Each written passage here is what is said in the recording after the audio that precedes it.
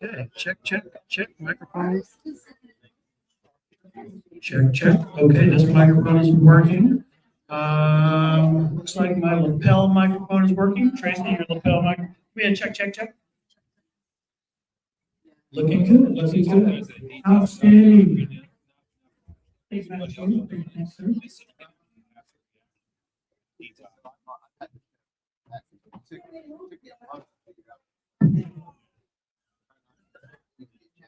Wow, what a fantastic gathering we had on this lovely Sunday afternoon. Oh, I have been too busy.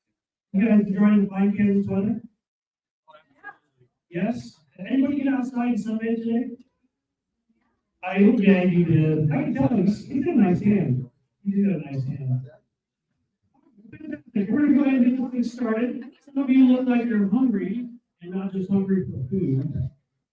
You're hungry for knowledge. I was going to say something totally inappropriate, and I think that big point came on and I didn't do it. So if you guys wouldn't mind, real quick, we're going to do a quick blessing. We're going to bless this gathering, bless this meal. That way, those that have been snacking already can actually eat. Yeah, Peggy, we're talking to you. Everybody look at Peggy. It's embarrassing. Hi, Peggy! Okay. Yeah. All right. You guys don't mind? Let's say a quick blessing of this meal in the gathering. Dear Father, thank you very much for this gathering of saints and fine preparedness fellows and this community that we're building. This food may bless and nourish our bodies, and the knowledge that's being shared today with this wonderful speaker that we brought forth. We are grateful for all of the opportunities that you've given us again in this fellowship that we're building through the Mutal Parents Project. Seeds that are planted today, may they blossom and grow into something meaningful that honors you. Bless these families that are represented here today, and we are just grateful to be here. In Jesus' name we pray. Amen. All right, you may eat. Okay, so let's start. Please feel free to jump in there and start. It looks like Peggy and the fantastic ladies and gentlemen have lined up, starting at this end out here by the bathroom. I think you can do single file on either side. Don't be bashful, jump in there and help yourself. Those of you that have been here before, you know how these things go. Be careful when you put your fingers and pull back the nut. Because God is hungry. He's got hungry eyes. Yes, well, we are having a fantastic spring garden and companion workshop gathering this afternoon, along with this fantastic potluck. I wish you at home and those of you could make it there. Smorgasbord going on over your path here. It is a fantastic outline of bills. So grab you some food and we'll get settled in and get things started. And while people are getting their things, we can hear a monologue for a minute.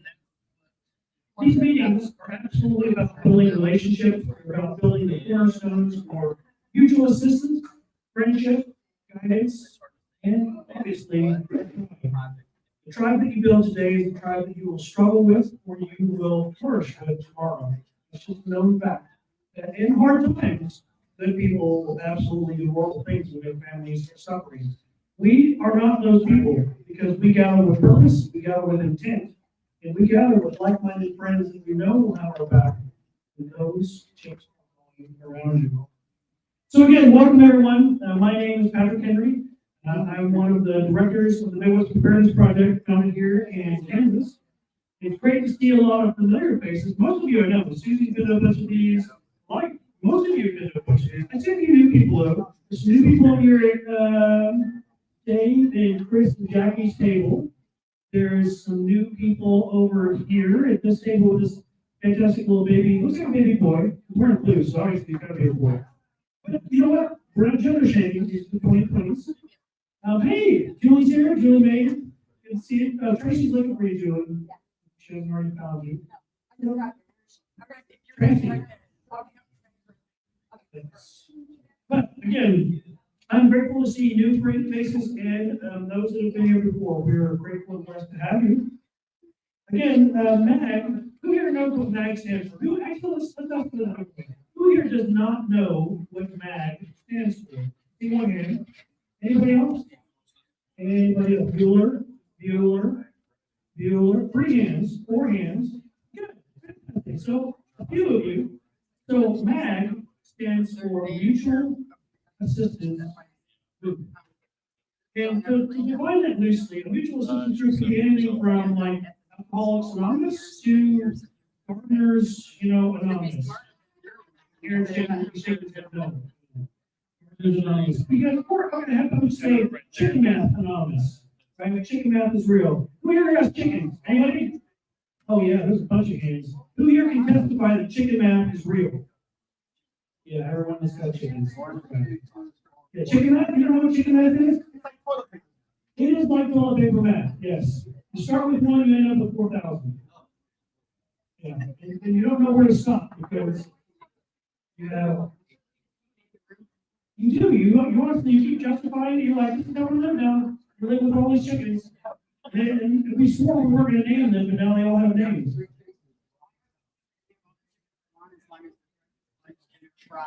Your husband would like to do that friend. I like him already.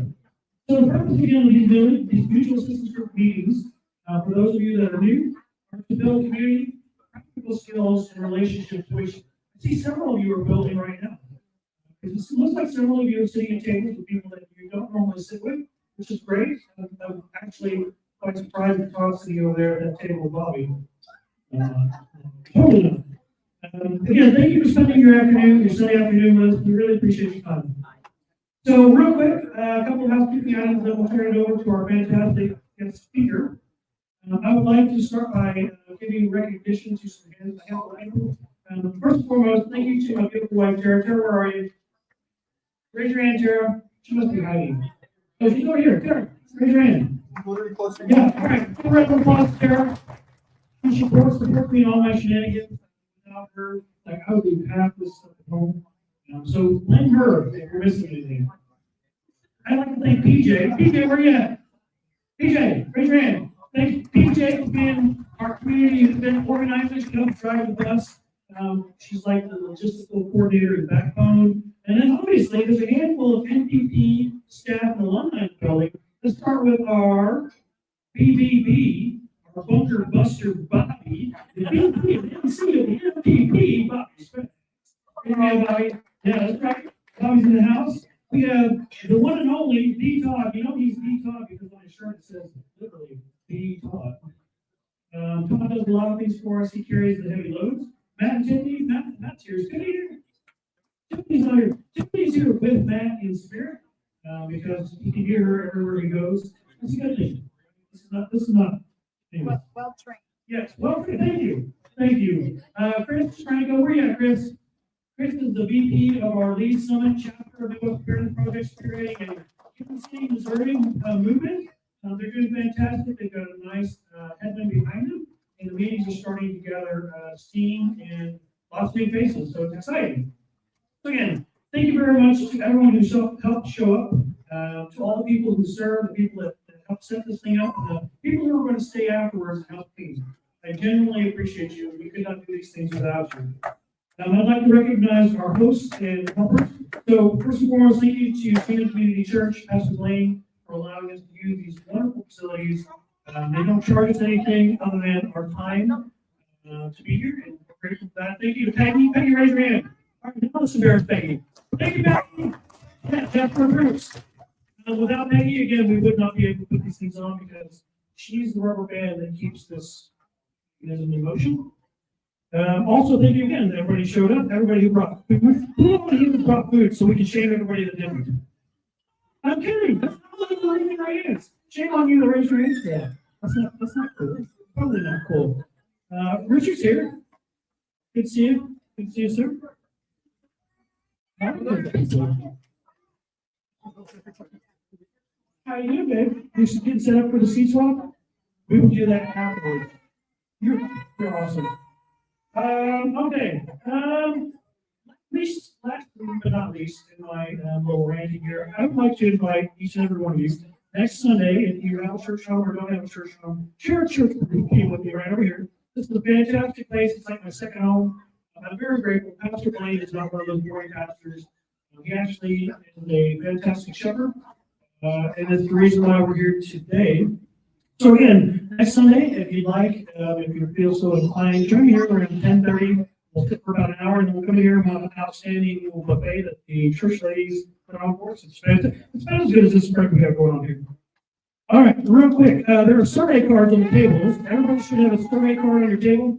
If you would please, and thank you, there should be some pens as well laying around the room. If not, let me know, raise your hand, I'll get some pens to you. Please fill out those survey cards. Those survey cards do a handful of things for us. They help us know what classes you would like to have in the future. They help us improve these MAG meetings, and they help us plan speakers and workshops. Because again, without your input, without you being here, it would just be a couple of us standing up here pretending that we're cool, and we're not. There's a donation jar up front. Again, we do not charge for these meetings unless it's a workshop that the speaker is donating something in terms of their time, talent, or treasures. Obviously, we do have some paid for workshops like we had previous months, like our first aid CPR stop the bleed class. That was a fantastic one. I think we charged for the macaroni noodle class, where we put up almost 2,000 pounds of long-term food storage in one afternoon. That was a heck of a day. Who all was here for that long-term food storage class? All right, a few of you. Some of them that are over there eating, they're not paying attention. I don't blame them. Donation jars up here. Feel free to drop some coin in that. So fine. All right, almost done. Afterwards, so after Tracy gets done filling our heads with knowledge and making our brains explode with all of the possibilities of spring gardening, we're going to host a seed exchange up here. Hopefully, Angie is going to be the queen and drive that bus. Yeah, look at you, Angie. Everybody look at Angie while she's chewing food. All right, she's totally happy with me right now. But we're going to do a seed exchange. We're dragging a couple of these tables up here. Feel free, if you see something, take something. If you take something, try to leave something. And if not, give a crisp, firm hand five to the person that you stole something from because you didn't give anything in return. Yeah, Jake, we're looking at you. Whoa, she was way too excited for that. We're going to talk about gardening. We're going to talk about trading, sharing, and we're going to get on some of the points that Dr. Wichman here is going to share with us today. So again, festivals coming up in May. Who here has been to a Midwest Preparedness Project festival? Raise your hands. James, you've been to one. You've been to one. I know I'm trying to shame you. James, raise your hand. Yeah, over there. Most of you have been to a festival before. Jackie and Dave over here, who don't want to be, yeah, they do, actually. They saved our butts last year. They brought out the horses when we were at Rockhaven Park. That was fantastic. Thank you so much, Jackie and Dave. I did. That's because of us. We totally did that. It's what we were trendsetters. We changed legislation. I know. You got on our Facebook page and tried to troll us, and then she ended up trolling herself, and then she exited the room. It was fantastic. I'm so proud. So proud. Festival's coming out.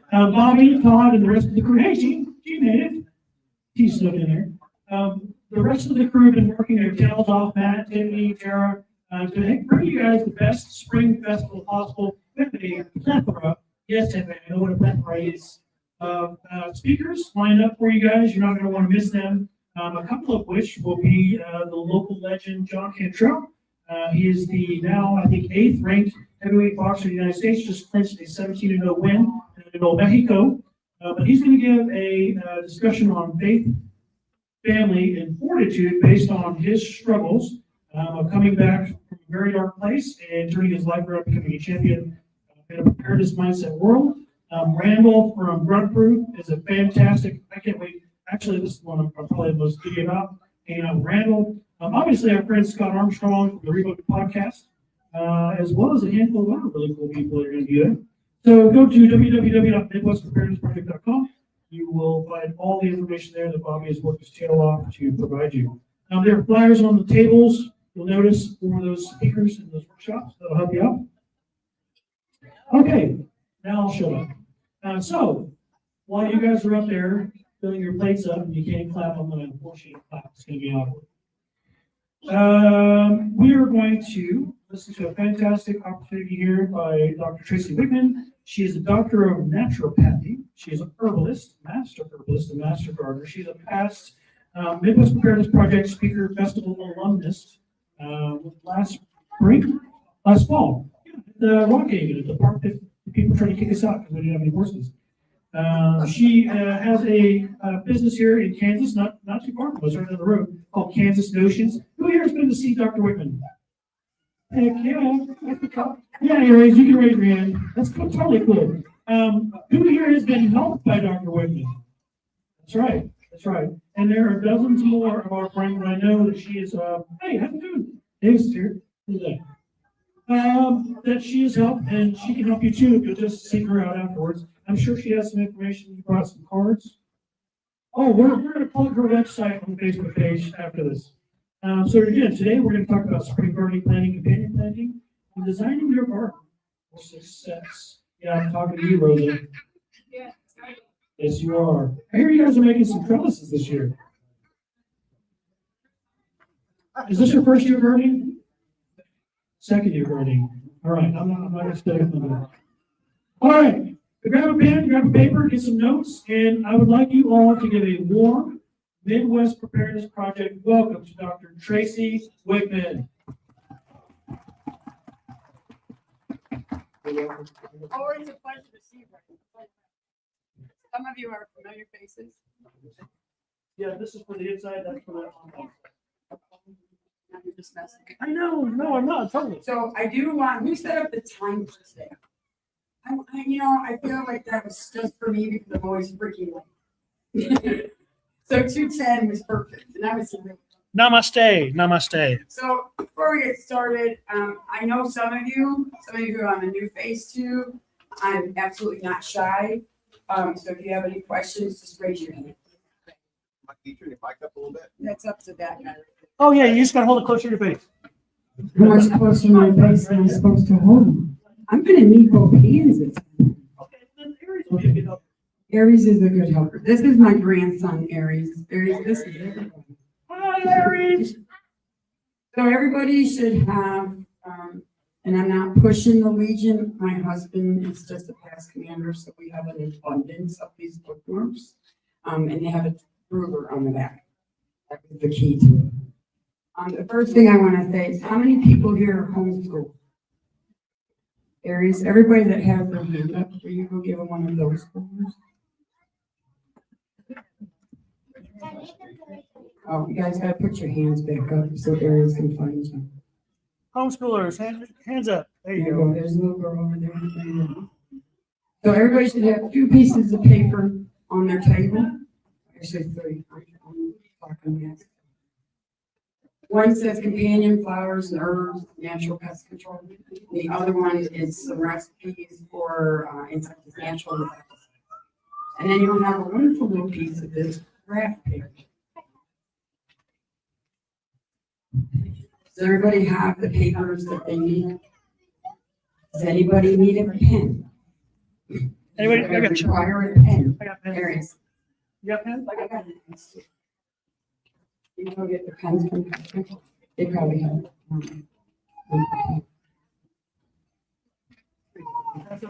right, if you don't have a pen, can you raise your hand so Aries can find you? Need a pen? Anybody need a pen? Need a pen? Need a pen?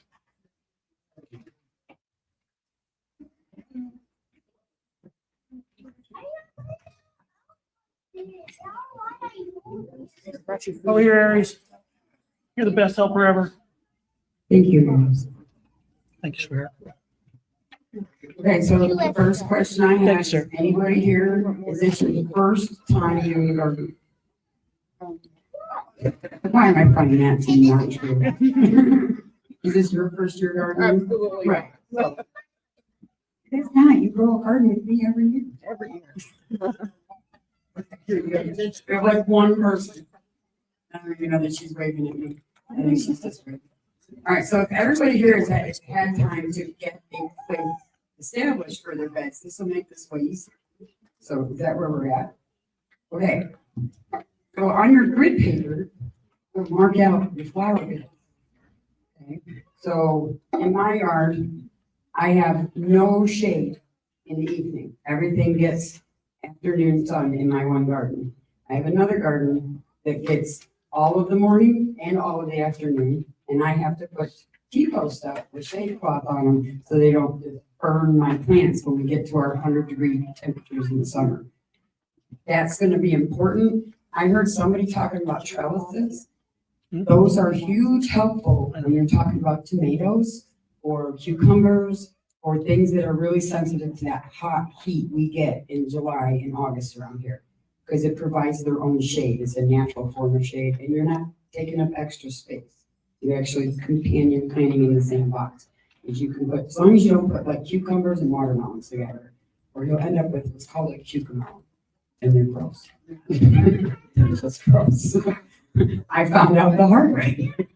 But you can plant all kinds of things. Like I have my beans in with my strawberries this year because I have a chain link fence behind the planter. So the beans will just grow up the chain link fence. And then it's snack time whenever I walk through. Same as my strawberry beds. Every morning is an adventure. All right, so does everybody have everybody's still eating, Patrick? I know, it's okay. This is, I know, it's okay. We're just gonna roll with the punches. So how about if we just go to the insecticide stuff? Because that's not really something you guys need both hands for, you just need to use your brain and now. This is gonna be on YouTube too, so they can always come back and watch it. Okay. So I put together 3 of the sprays that work the best for me when it comes to insect control. Yeah. I will say that when it comes to things like squash bugs, and potato beetles, you've got to stay on top of it. Like it's everyday thing. You just got to stay on top or they're going to be there to take over.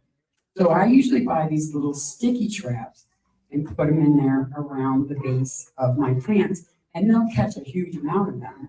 And then there's always the beetle bag that you put 200 feet away from wherever you want. And I also have a sacrifice box.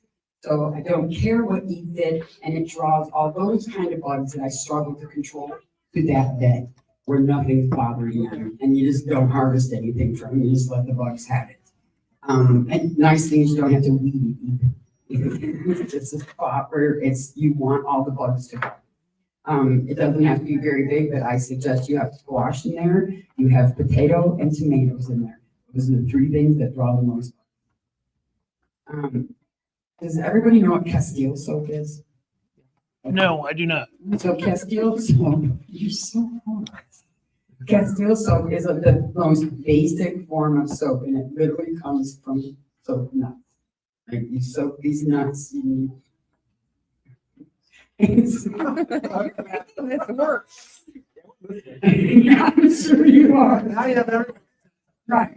There really are these tree nuts. Let's do that. There really are these tree nuts that you soak in water and they let loose of their soap. That's where soap originally comes from. So that base is what's called Castile soap. And it's not got lye in it. It doesn't have any of the other stuff that you use when you're using milk or you're using glycerin. That's Castile soap. Okay, thank you. Okay, so it's just a really mild version. Basic soap. Yeah, basic. Like most people aren't even allergic to it because there's nothing in it. So that with any of these oils, because you want the soap in there to clean. And then if you put it on and there's something that flies, they can't fly anymore. And so they just die there. Would that hurt birds?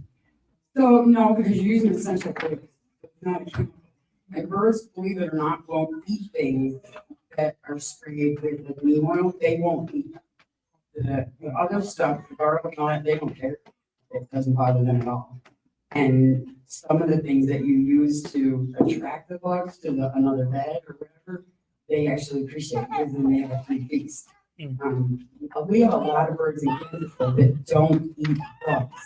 They eat worms, they might eat grubs, but they don't necessarily go after ants and aphids and things like that. That's where we need our butterflies, Right. And our praying mantises and our ladybugs, not Japanese beetles, ladybugs. Yeah.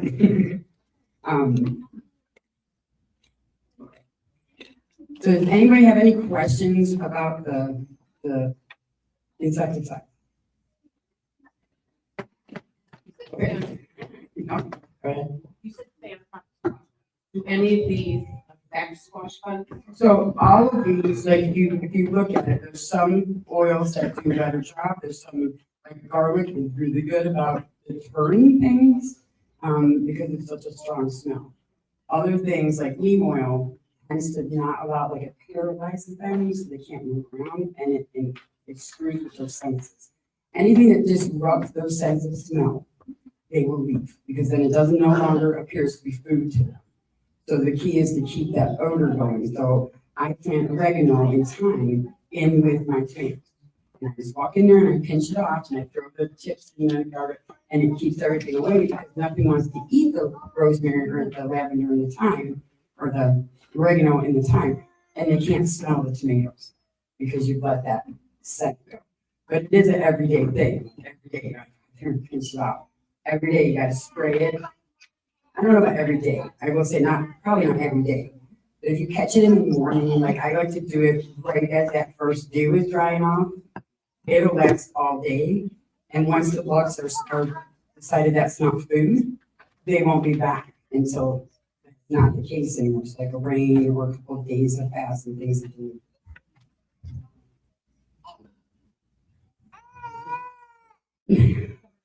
Got it. Okay. Does anybody else have any questions? Yes, sir. Which one is ideal for repelling Japanese beetles that you mentioned? Because they might find the tree and my asparagus. Yeah, so I've been battling those things for a few years. The key is to not have white stuff out there. I will tell you that right now, white, whatever it is about white, they are attracted to it. They can fit through a crack that's as wide as this paper. But clove and peppermint seems to be deterring them. And then vinegar, I would say put clove in, if you're gonna spray a tree, spray the base and the trunk. And put vinegar in as your mix instead of water. Because vinegar kills their pheromone scent they leave behind, so they don't know to come back. They'll move on to the next whatever. But vinegar is a. Yeah, it is. It really needs another smell to go with it a lot of times. Deter other things like grasshoppers and. So you don't want to spray your almond. No. Yeah, you like the bark and the trunk and around the bottom. Now we'll carry it up. I just didn't want somebody about to spray their thing. Oh, no, that's what I said, around the base and up the trunk. Blister beetles. Well, they're beetles. I think squash. Again, when it's going to be the scent that keeps those away. Those are not, these aren't going to kill your bugs. The soaps is what's going to kill the bugs. They're not gonna be able to fly, they're not gonna be able to move, they can't breathe. The sense of everything going in here is going to be to deter them, except for garlic and red pepper. That's true. Like they can't, once they get it on, they can't get it off. It literally burns their skin. His name is Diane. Yeah.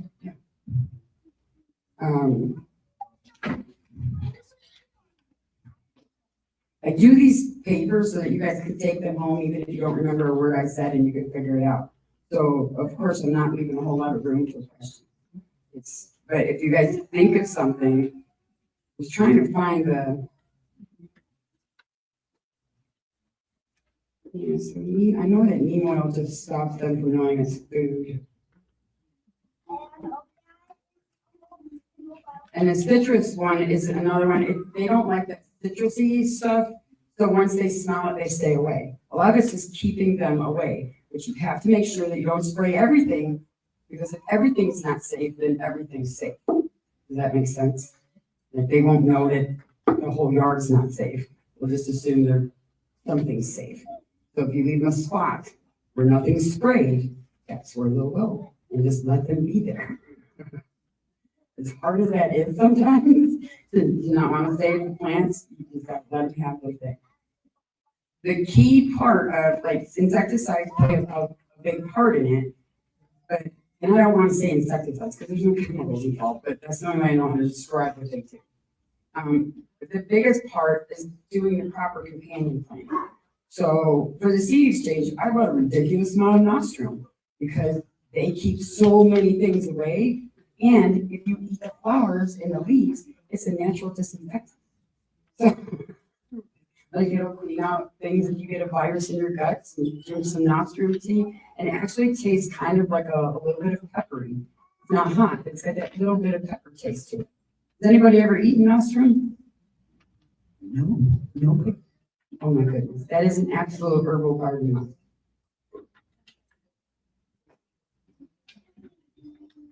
Marigolds, so, and there's a difference between marigolds and calendula, okay? People call calendula pot marigolds because they all come from the same family. But marigolds do not have a medicinal purpose for the most part, where calendula has huge amounts of medicinal purpose. Marigolds are better at keeping all the bugs away from your plant. So again, as you deadhead the seeds in your plant, I always pull my flowers off just as they start to die, so I get a lot of that fresh petals left, and the scent gets in there. You'd be amazed how much that will do all by itself at keeping things away, especially like the aphids and those little nematode things. And those little silverfish that we get, the little silver things, they do a real good job of keeping those right too. They don't like this enough. Tracy, don't marigolds also help with the, like sharks? Marigolds will keep the deer and the rabbits and stuff like that away, yeah, but you still have to, the key is to pinch back your plant. Like, when you notice that something's getting a little too close and encroaching on your, that's when you go out there and start chopping off flower buds and so that smell comes out, because then they'll just walk the other way. Yeah, but it doesn't smell like food, so they will leave it alone. I think the only thing I have found it doesn't work for is raccoon. Like, they're just determined, like, they don't care. But it will keep, or oregano will keep possum. So will holy basil. I had one in my garden last year that would take one bite out of the tomato and then throw it on the ground. That's how you know it's a possum. Because they don't care. They just take a bite, oh, that's not what I want. Squirrels will tend to drag it off. Yeah, my neighbor's house, probably telephone. Yeah. You'll find them all over the place with squirrels. Some will be like, "Ugh," and just drop it right there. Does anybody have any questions? This is all pretty self-explanatory.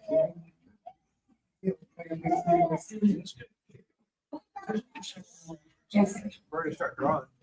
You ready to start drawing? I'm just waiting for everybody to finish. Yes. What about squirrels and birds? Like the berries, like the squirrels have devour my tomato plants, and then the birds eating like the strawberries and stuff like that. So the best thing I can tell you for that is to put a tool around your plants. Squirrels, birds, they think it's a trap. They won't touch it. They won't go near it. So if you just put it over the top, I would put it over the top of your strawberries because they will chop right down to the top. But squirrels will not climb the tool. And birds tend to stay away from it because they can get caught up in it. So and it keeps rabbits out as well. Berry containers. Very I contagious. use empty berry containers. I get them from everybody and I put them all over my tomatoes and my berries. You really have a problem, don't you? I live in the city. Oh, there's a problem right there. My thing is, I used to have the deer and the rabbits and the raccoons that would come in and just ravage. And I just slowly learned that they need to have their own place.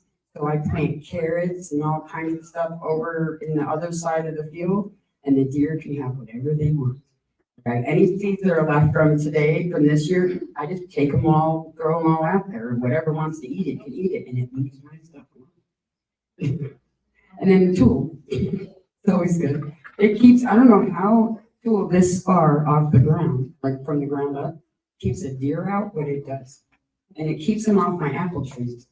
So it's very helpful in that because we have a rut that comes through our backyard, our back field. And they have lost multiple cherry trees because of the deer during the rut. So, but once I put that tool up, they quit. They don't mess with it. Are you saying tool or tool? Tulle, Tulle. It's a fabric. It's like what they make tutus out of.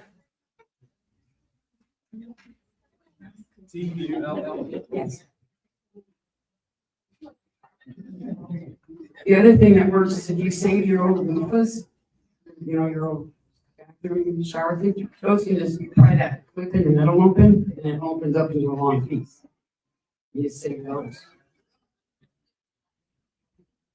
All right, so is everybody ready to start drawing their pictures?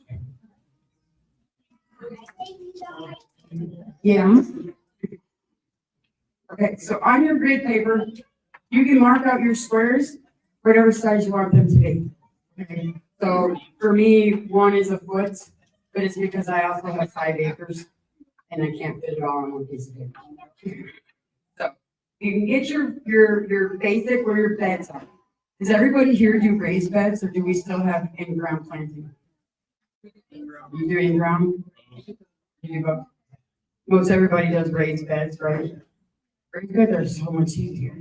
They're just so much easier, especially the bending over. All right, so if you've got raised beds, then you already have them established in the spot. So it's easy to go, this is where my flower beds are. Bags and containers.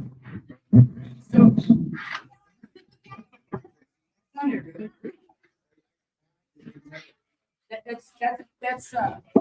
So bags and containers count as raised beds because they're not in one plant. The difference is some things won't grow in a raised bed. Like you're gonna struggle with carrots that aren't in a bed that's at least 18 to 20 inches deep. You'll struggle with beets if it's not at least 18 to 20 inches deep. It just won't grow the way they're supposed to. Because when they start hitting the bottom of that bed, they think they're out of root. So make sure things that you want to grow your root vegetables in are way deeper. That's why the bags and buckets and laundry baskets work so well for things like potatoes. Because you just put them in there and just keep on adding to it. And it keeps the bugs at bay. Because the only way they can get in there is from the top. When things start growing out the sides of your like laundry baskets or your bags, there's no way for them to get in there. They have to come in through the top. You can immediately see if you have a problem. I'm gonna do my flower bed so you guys can see what I'm doing. How many flower beds does Ronnie have on this side of the house? I just have this one still here, right? And then I have one here.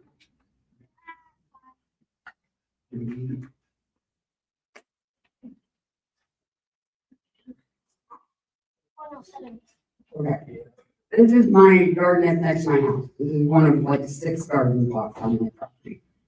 This was one of the first ones I ever did. So this is the one that I learned all my mistakes from.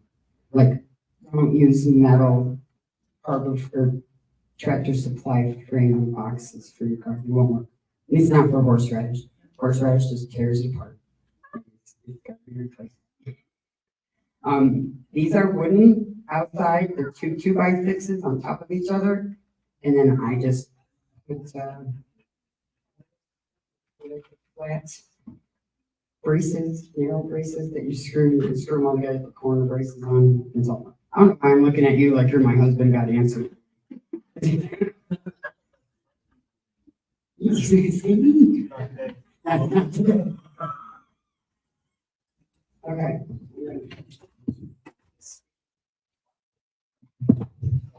All right, so is everybody up to speed with me here? We good? So this side of my garden has a tree right here, giant spider tree. So in the afternoon, there's all kinds of shapes. These boxes right here. Nobody else can see. These guys. This is north. Sorry, hold on. Look at me remembering. Bobby, the Pathfinder wife can tell which way is north. So right. My husband would be so impressed with me now. Okay. So I have a garage down here on this side, but it doesn't really cast shade because there's a whole sidewalk between and it has just a small overhang. So it doesn't really shade these boxes very much. This is where my greenhouse is. So there's no shade because, clear. It doesn't get shade. These are full sun all day. I have chamomile in these boxes, Roman and German, and then I have horseradish and what used to be peppermint. Don't put mint with your horseradish. Not if you ever want to use it, because it just turned it into some gross mint. It's not peppermint or spearmint, it's mint. But it does keep the bugs off the horseradish. Yeah, it didn't change the taste of the horseradish, but it destroyed the mint. but it keeps the bugs away, so it stays in there. I have to keep my Roman and German chamomile away from each other, so we don't have some weird crossbreeding going on in there that takes away from one or the other. I have strawberries here, and I just planted more strawberries here, and I have a chain link fence, so I planted my peas here so they can grow up the fence. Because the more vertical gardening you can do, the more you'll be able to grow. It's just I'm old. Like I'm used to watching things grow on the ground. Zucchini, watermelon, pumpkins. You don't have to. You can let them grow across a trellis and just feed them through the holes as they're growing. The problem is if you grow watermelon, like normal sized watermelon, you have to sling it when it gets to a certain size or it'll just pull itself off. Pumpkins the same way, unless you're growing pie pumpkins. You have to sling them when they get so big or they'll fall off. So just keep that in mind. Cucumbers, you don't usually have to do that with. Zucchini, you don't normally have to sling. Certain squashes, like the bigger squashes that are going to be heavier, denser, again, if you want to sling them. And you can do that with that same tool. That's what I use. I just use the tool and I just make a little basket for them to sit in while they ripen. Big watermelon are the hardest to do on a trellis because they get so heavy. And then they don't want to stay where you want them to stay. Their weight just pulls them down. Little, what are they, diamond watermelons, right? The small round ones, black diamonds. I might look at you know. I think they're black diamond watermelons. They're just the little small round ones. They work good on the trellis. Those ones do. They don't get overly heavy or overly big. All right. Who's got weird stuff they're planting in the garden? Find weird. Don't incriminate yourself. Okay, who's growing asparagus? Who's got asparagus growing? Okay, do you have that off in a box all by itself because it doesn't need your attention? Or do you have it in the middle of your garden somewhere? Yours is in the what? Yeah, the driveway. The driveway. Okay. Oh, okay. That would have been key to know when you said that. Because I'm here going, why would you plant? Okay. There's the weird. Yeah. Free to answer, and we do lupa too. You do what? Lupa. Okay, yeah. So we're doing lupa this year because I want to teach my grandkids how to make their own loofahs, and we're going to put them in soap molds. We're going to make soap bars with the loofahs in them. Growing up to eat them. You can eat the young ones. Oh, yeah. So this is the trellis in my backyard that goes between my garden and my store. And it gets covered in grapevine at the end of the summer. It'll run all the way down my fence. And I let it do its thing because it is the sacrificial plants in that garden. Like the Japanese beetles, they just love it because it has the giant big leaves and they just get on there and eat everything but the things. But they leave my other stuff alone. So if you have wild grapevine growing, let it go. Just keep it out of your trees. But it is a sacrificial plant for especially those Japanese beetles, the iridescent ones. They're terrible. They're terrible. Once they start eating on something, they can devour it in a day. So they're as bad as a caterpillar. But they'll just leave like this translucent leaf where all you'll see is the veins. They'll eat all of the green with it. You start seeing that, and you'll know that that's what you have. They don't like soap. They don't, but you have to go through and spray both sides of the leaves. That's why I say if you have it, use it as a sacrificial plant. That's not going to kill your grapevine, I promise. I don't even know how you kill the grapevine, but it is a great stop for the beetle. I've noticed a huge difference because I usually plant tomatoes in these two boxes. And since when that grapevine gets down so far, they don't even bother with it. They don't bother with my peppers. Oh, I forgot them. Dee. I did a very good job.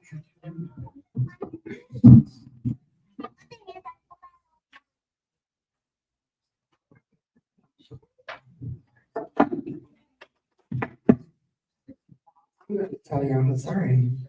What you get. This is what you get. I do want to tell you guys, all of you, I know that some of you don't even know who I am and probably think I'm about half that crazy right now. I appreciate the fact that this is one of those things that I can just wear jeans and a t-shirt to. And I don't have to have stuff. I don't have to have all dressed up. Because I really don't like it. But I will. Because that's what people, what? What? For a Sunday. But, I've become very comfortable with this group. And I know that you guys don't expect me to show up with a stethoscope wrapped around my neck. That you're good with me wearing a shoe like a girl. It's good, and I appreciate that from all of you. Thank you very much. So back to crazy. This bed always gets loaded with mushroom because we harvest it, and because it's a sacrificial plant, and because it keeps everything away from anything I plant in these beds because they don't like the smell. The problem with nostrum is you have to harvest it every day. And it usually is a pretty bountiful harvest every day. I don't know how many of you have grandkids that you can utilize as minions like I can. But it is, they're learning valuable lessons. But that is something that my grandkids know in the summer. Every day we have to go harvest. We have to go check to see if something's ready to harvest. And even if they don't like doing it, they know it has to get done. So, this is your sister usually. So this is a well-established strawberry bed, and it has adapted to all of the sun and the reflective sun that comes through my greenhouse.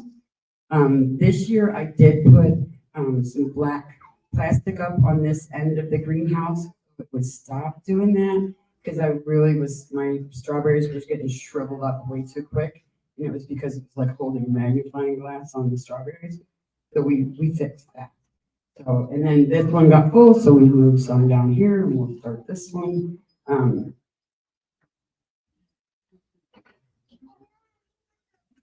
This bed? I think this bed has sage established in it. No, sorry, it's this bed. This bed has sage established in it, so it gets tomatoes every year. And all through the winter, I dump all of my eggshells because tomatoes suck all the calcium out of your soil. If you don't do that, that's why they tell you gotta move your tomatoes every year so you don't deplete the soil. If you just throw the calcium back in the ground, you can keep putting them there forever, especially if they grow really good. Right? Anybody have any questions? I'm not used to this. Bobby, you got a question, right? Not yet. I will though. Okay, Patrick, while you're in there stuffing your face, everybody embarrass Patrick. Wait. So I get that everybody does a garden. Does anybody have any other questions other than what I'm talking about? So how do you, like, when you, let's talk about a box. Like, how do you make the perfect fruit that you see on the internet? So, like, Okay, so we can do that. Right? So perfect rows are nonsense. There is no such thing as a straight line in nature. Okay, so I put a string at one end and I take it to the other and I go, looks good to me. Okay, sometimes not so straight. You gotta wait for plants to come up to realize how you were so straight. But it's fine, unless you're doing by the square foot gardening. You have to be very precise with your planting so you don't overcrowd that square foot. Otherwise, it's whatever you want to plant there. You can plant lettuce and radishes together. The lettuce will be done before the radishes are done. It's just, you can plant a lot of things together. What are your top medical herbs? Oh, I love you right now. So I have what's called a just in case garden. This, where I have yarrow, oregano, horseradish, chamomile, basil usually in this, when I get it out of the greenhouse. All the things that you can harvest and dry and use during the winter and you get sick or to prevent you from getting sick. And then if you don't need it, you just leave it alone. It'll just keep doing its thing every year. But I love to have what I call a just in case garden. You never know when somebody's gonna need something weird. Like I always have this giant plot of calendula going because I use the petals.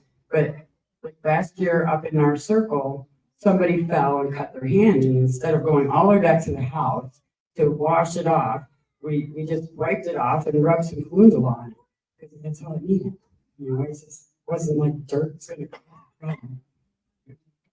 But I do, calendula is a good one. Yarrow. What, calendula? Calendula. Bet you didn't think I was gonna get that. I gotta get this package before I know. This one when you ask. So thanks. The other one I grow every year, regardless, and I'll harvest my own seeds when they're done at the end of the year. I let that last bloom go. It's the nasturtium. And it's because it's a big part of my cold and flu stuff, because it is a disinfectant for the body. So when you mix it with a nice skimic acid like star anise or sweet gum seed, you have an all-inclusive tincture or tea. So that's a whole, the bees you have to, they're not annuals. They don't come back every year. You have to plant them every year because we live in Kansas. And I will tell you this too, this one package will spread to cover a huge space. And you just gotta give it a lining thing.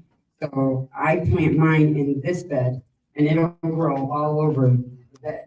But I probably end up putting 2 packages in that 6-foot long bed. And I just stagger them. This year I have an upside down tree where that's the roots on the top. And my brother dug out a little hole in the bottom of it, and I'm gonna plant nasturtium in it and let it be a nasturtium tree. Because I'm all about the weird. How can you spell that? Nasturtium.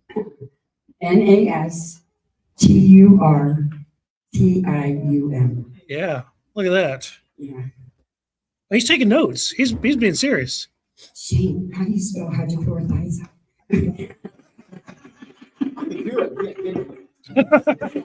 I know you probably could.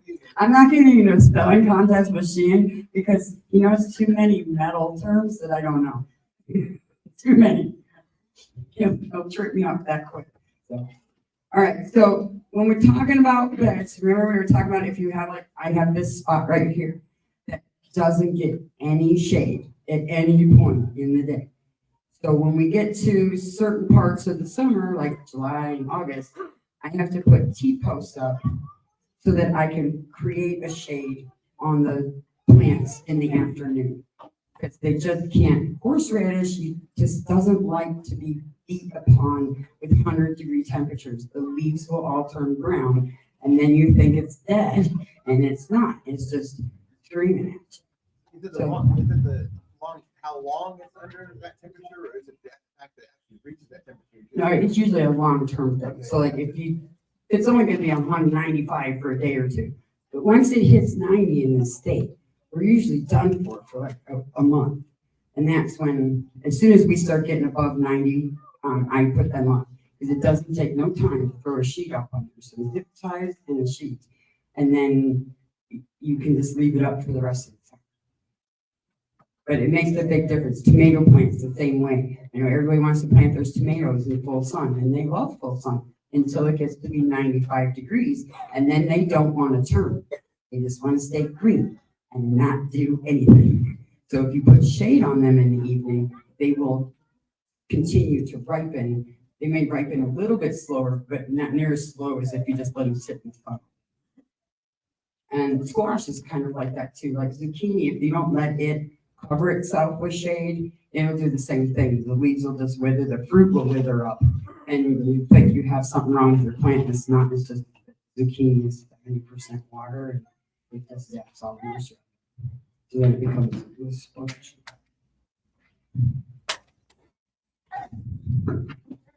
So when you start shading them in the summertime, like what time of day are you looking for the shade to start engaging the plants? in the afternoon. So like when we get our heated, yeah. So like my plants are set up so that anytime like probably about 2 o'clock in the afternoon, that shade starts creeping in on them. But by 3 o'clock, they're shaded. So however you gotta position that, whether it's higher or you have to put it at an angle. PVC pipe works really good if you have to angle your shade. Then you can put that weird elbow 45 or whatever it is. Thank you. You're welcome. What did you need there, mister? I was going to ask if you hadn't already covered it. In terms of companion planting, if you were just going to do 4 staple crops in say an in-town garden, what would you recommend for those 4 or 5 staple crops to put in the ground? Marigolds, and like if you can squeeze some, or even if you put it in a pot, like if you don't want to plant it in the ground, because oregano can be invasive. Okay, you don't plant it with thyme. Thyme draws a line. At times says no, you shall not pass, and the oregano won't. So unless you can plant those 2 things together, oregano will eventually choke out just about any other herb that you plant with, unless you remove oregano at the end of the season every year. But if you put it in a pot, you don't have to worry about that. And then at the end of the year, you can take it in the house and you set fresh oregano off. Did that help you? So oregano, Thyme, marigold, like because you're talking about city gardens, okay, so we're talking about space. And then we're also talking about time to attend to the gardens. So that's my biggest reason for raised beds, is because then it cuts 75% of my weeding time out of the equation. So 'cause otherwise I'd have to hire somebody just to come do the weeding, and I don't want to. So, what if I get my minion? It depends on what you're using, because in the summer, certain mulches are good, but you don't want to use like colored mulch. You want to try to maybe get like mulch. Yeah, so as long as there's not poison ivy in there, it'll go on there. You can't use it for like root vegetables, because then that tends to lead to root rot. You got to be careful, because if we get a normal Kansas spring, it's going to hold all that moisture in the ground and not allow it to dry out and aerate like it normally would. And so it promotes root rot. And it will also promote those stupid grub worms that come and feast. And it will attract your mold and your. But you can stick a pot out there with some oregano in it, and another one with some thyme, and then plant your own marigolds around.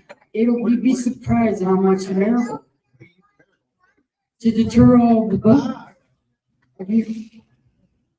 Shane, you've been here since the beginning of this thing, right? Yeah, okay. It's fair. Okay. Thank you. True story. True story. Yes. You mentioned a normal Kansas spring. Yeah.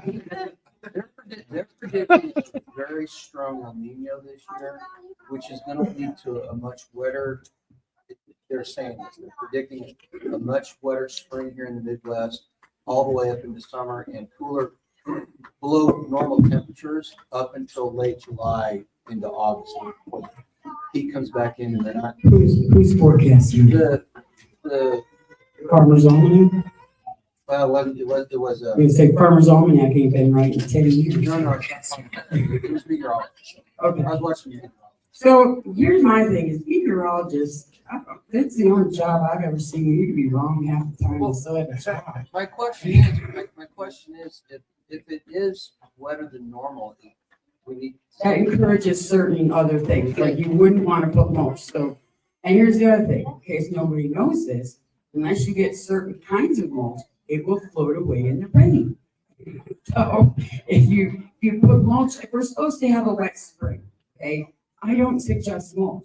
Put cardboard down. Like that's what I put down as a weed barrier is cardboard. It draws the worms, it draws the spiders, and it keeps everything under the cardboard. So any of the bugs that are going to try to get to your plants are being feasted upon by the spiders and all the bugs that are under the cardboard that you hardly ever see.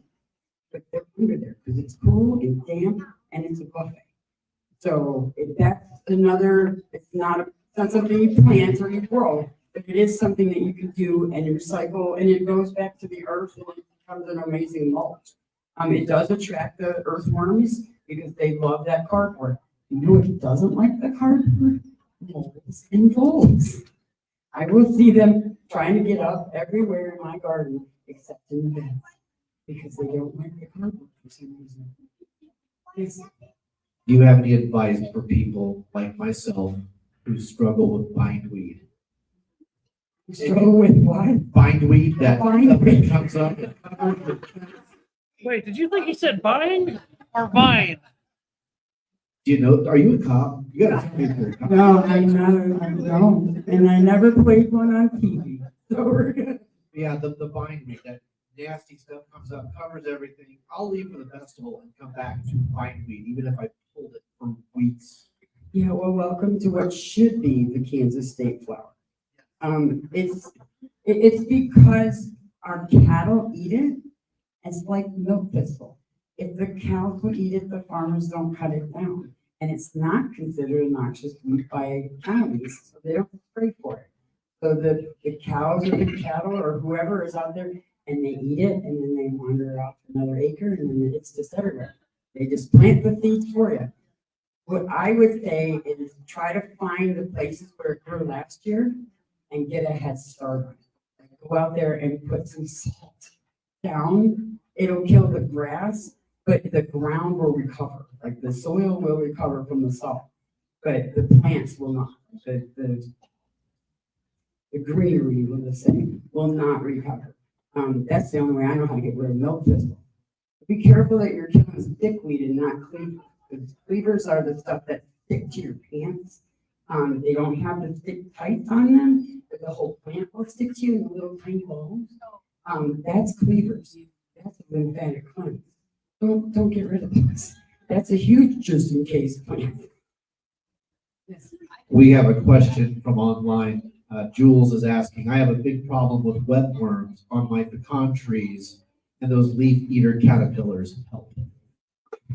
So making sure that you spray a fruit or a nut tree in the spring to prevent that is crucial.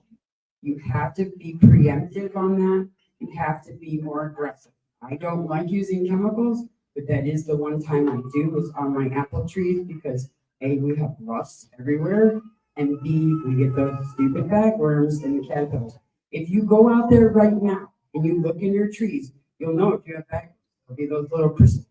Okay? Just pull them off. Just pull them off, put them in a bucket, set them on fire. That will cut down 70% of your problem. It's the you can't reach them and they hatch. And they just stay there and have a happy little day.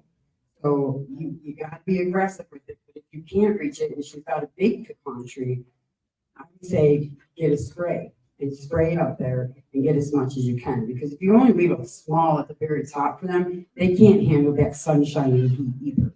So they will try to move down in the tree. They're not going to stay at the top of the tree. They're going to try to be inside the tree. Did I answer her question? Oh, he walked off with the phone. She's answering, yes. Okay, thank you. All right, yes. What do you specifically spray on trees? I get a fertilome spray for my apple trees. Okay. I get it from Skinner's because it doesn't have a lot of residual. So when you spray it in the spring, by the time it actually starts putting fruit on it, there's not there. What about neem oil? I tried to do that. How does it compare though? You have, if you're going to use neem oil on your, depends on what kind of trees you're talking about too. I have peaches, cherries, pears, pineapple. So it probably work good on the pears and the apples because they have a thicker skin. But the peaches, and what was the other one? Cherry. Cherry. So cherries are pretty tough too. You know what I mean by thicker skin? Like peaches, you push your fingernail through it really easy. Or an apple, you have to kind of pick at it. Anything that's got a tougher skin can handle a spray. Peaches, you got to get it while they're blooming. You know, like when they're blooming, you got to get it because you don't want to spray them after that because then they're just going to absorb all that. Peaches anyways in the spring. Oh, At right. least, like the third year. I checked my apple tree this morning and there was not any flowers on it yet, so I may be okay. But it's the don't plant George Bell if you ever want to peach. It blooms faster and earlier than Yeah, peach, yeah. and every year it just They're already all Obliterated. flowered out. Yeah. Really? So my brother, who worries about all of the birds because that's his job, I guess, he was worried that the magnolia tree was blooming, and then here comes the weather, and I went, it's a magnolia tree, it will go, okay, let me try again. And it'll just put new buds on, and so it gets to be able to bloom the way it's supposed to, and then it leaves petals everywhere and just gets greenery. But it's anything that didn't bloom right now, like that is an early bloom. That is really an early bloom. I did go check my apple tree because I was like, it's been warm. It's the only one that's so far for me. That's all We right. could have a problem with that though, just because we had 80-degree temperatures. We had 70, like we had a whole week where it was warmer than normal. So it's like the sycamores bloomed. Did anybody notice that the sycamore tree, that's the one tree I'm not allergic to, and I walked up and bang. I'm really glad I'm not allergic to this right now. It was everywhere. You could have used a shovel to clean it up. I've never seen the sycamores do that before, and I have like a 200-year-old sycamore tree in my backyard. I've never seen that before. But it's because of the huge change in the temperatures that it just confuses the trees and they just drop everything. So, did that help you? Yeah. Okay. Yes. Shane I had a have question. the non-gardening one. I'm gonna come back to you. Why do you take the enzymes at night? So that they can work, what is I call uninterrupted. Anytime your eyes are open, your brain is working, okay? And it's working on whatever you're looking at, whatever your hands are doing. When you're working on your digestive tract, there's certain things that you need to let happen when you have your eyes closed. And your brain only has to work on filtering out everything that happened through the day and not on the system itself. And that's why certain things I feel like should be taken at night, so they can do everything they need to do without being interrupted. Plus, when you're awake and you take something like that, there's no way you're going to remember to wait 6 hours to eat. So it's easier to take it when you go to bed. Same thing with any kind of like prescription blood pressure medicine. It will always work better if you take it at night because then it has 6 to 8 hours to work uninterrupted on what it's supposed to do. Yes. Have you ever had anything natural for rest, or do you just? So there isn't any, like all you can do is pull the balls off. Like the I balls. can't get to make this straight. Is it a cedar tree? It's a cedar So tree. just know that like the So cedar I trees, can't have apple trees because oh, you can, you just have to get rust resistant apple trees like Freedoms and Liberties. Because that's what we had to do, because I am so grounded in cedar trees. I don't have a cedar tree anywhere near my property that doesn't have rust. And when I checked into it, they said 5 miles that stuff can carry. And I went, yes. So I just had to start buying rust resistant trees. But rust can happen on anything. Like last year, my garden, everything had rust on it. I had to go out there with the fungicide. Yeah, you'll know when you got it, because you'll just have brown stuff, or it won't kill a lot of stuff, but it just makes it really hard for it to prosper. Apple trees, it'll kill. Fruit trees, it'll kill. It won't kill a silly cedar, but like it just doesn't bother them. But it will kill fruit trees, and I think it's because of the soft bark. Like they have a softer skin on their bark, so I think that they're more prone to fungals like that. All right, anybody else? If not, I'm ready to start. Oh, yes. We had carpet down, straw, all kinds of mold. And we never till. There's advantage of not killing stuff. I don't tell either. Yeah. So if you just remove the dead plant from the year before, like I leave everything in there over the winter because I want it all to go back to the earth. Mulch. So when you, in the spring, like when I go in there, it'll just be a stick pull out of the ground and toss over. The only thing I do is then when I dig my hole to plant my seeds or my plants, I don't, like my husband's family, they farm like some ridiculous amount of 1,500 acres up in Neola County. And Tommy Ridinghouse was one of the first ones to take on that no-till planting, and he's had huge success with it. He also started doing where he just plants rye in the winter, and he's like, that's the best crop to plant, 'cause I don't care if it grows. Yeah, it's just a cover crop, and if he gets something out of it in the spring, great, but if he doesn't, it doesn't matter, because rye is really cheap, I guess. That's what I didn't understand. I don't know, I just know that he plants rye over the winter, and he doesn't till, like, he just doesn't till. Yeah, he doesn't till anything. So I don't know how he kills it off. He probably harvests it. If I had. Yeah, yeah. Returns the organic matter back to the soil. Yeah. So I know, like right now, like all this on my property is just, it's an uphill thing. So there's a whole silt issue going on and depletion of the soil. So I've just taken on the whole, just let it grow, because as long as something is growing, it's replenishing the soil. Except now I'm probably going to get on the page and get somebody, if they know how to do a control group, because I've got all, and I can't get mowed.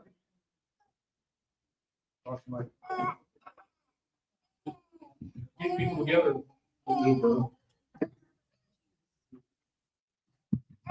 Ready there. I figured it out.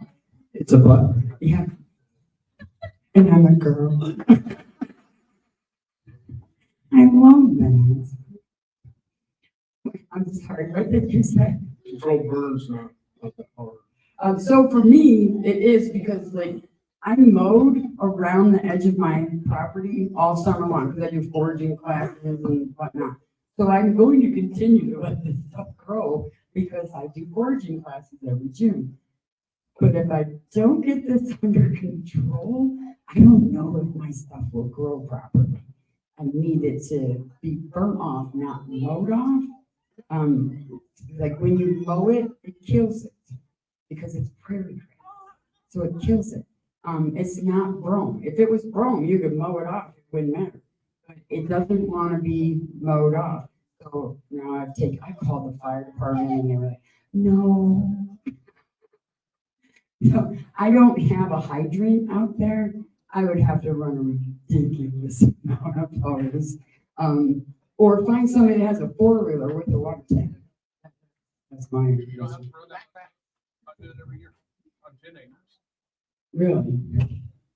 You said not that much hose, and I'm looking at you knowing darn good well it takes about 50 to 100-foot hoses for me to get out to my 200 soil. foot in my car right now. Where do you find 200 foot of hose? I got it on the back of my truck. Look at you go. See? Tracy, you got your people right there. Okay, so you're gonna come out and burn off my fields? Is that what I do? That's what I hear. So here's the other thing. We could do a burn on the field and build a chicken coop and I'll have a barbecue. I have all the material to build my chicken coop. I can't get any of the men in my house to build it. Yeah, I love you, Aries. You will be the best helper ever. But yeah, you're only 4 foot tall. It's not hard. Even though I got cedars inside the center and, You don't want cedar.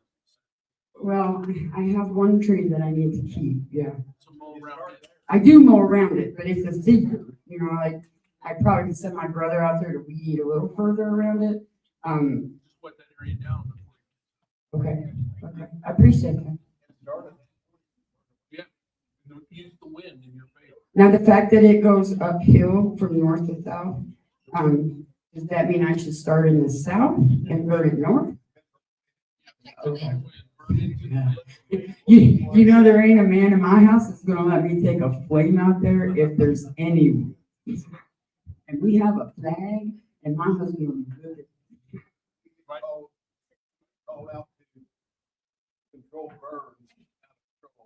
Yeah, I don't want that to happen. Like Soldier Township will not appreciate me at all. Not at all. Because right behind me is nothing but cedars. For like 5 miles. Yeah, that's what I mean. So like if it's gonna go, it's gonna be ridiculous and everybody will be mad at me. I'll be sending gift baskets to all my neighbors. That's why I don't want to be that guy. I don't want to be that. The military taught me that. Don't be that guy. And I'm not afraid to ask for somebody to come help me. I'm all about it. We'll figure it out. But my husband's getting ready to go on a deployment, so his honey-do list went from like this to this. Because I've got like 8 months before he's gone for a year. Nope, you're getting it all before you leave. Or guess where all that master sergeant pay is going. Okay, does anybody have any other questions? Patrick, I think we could do the feeding things if you wanted to. We do have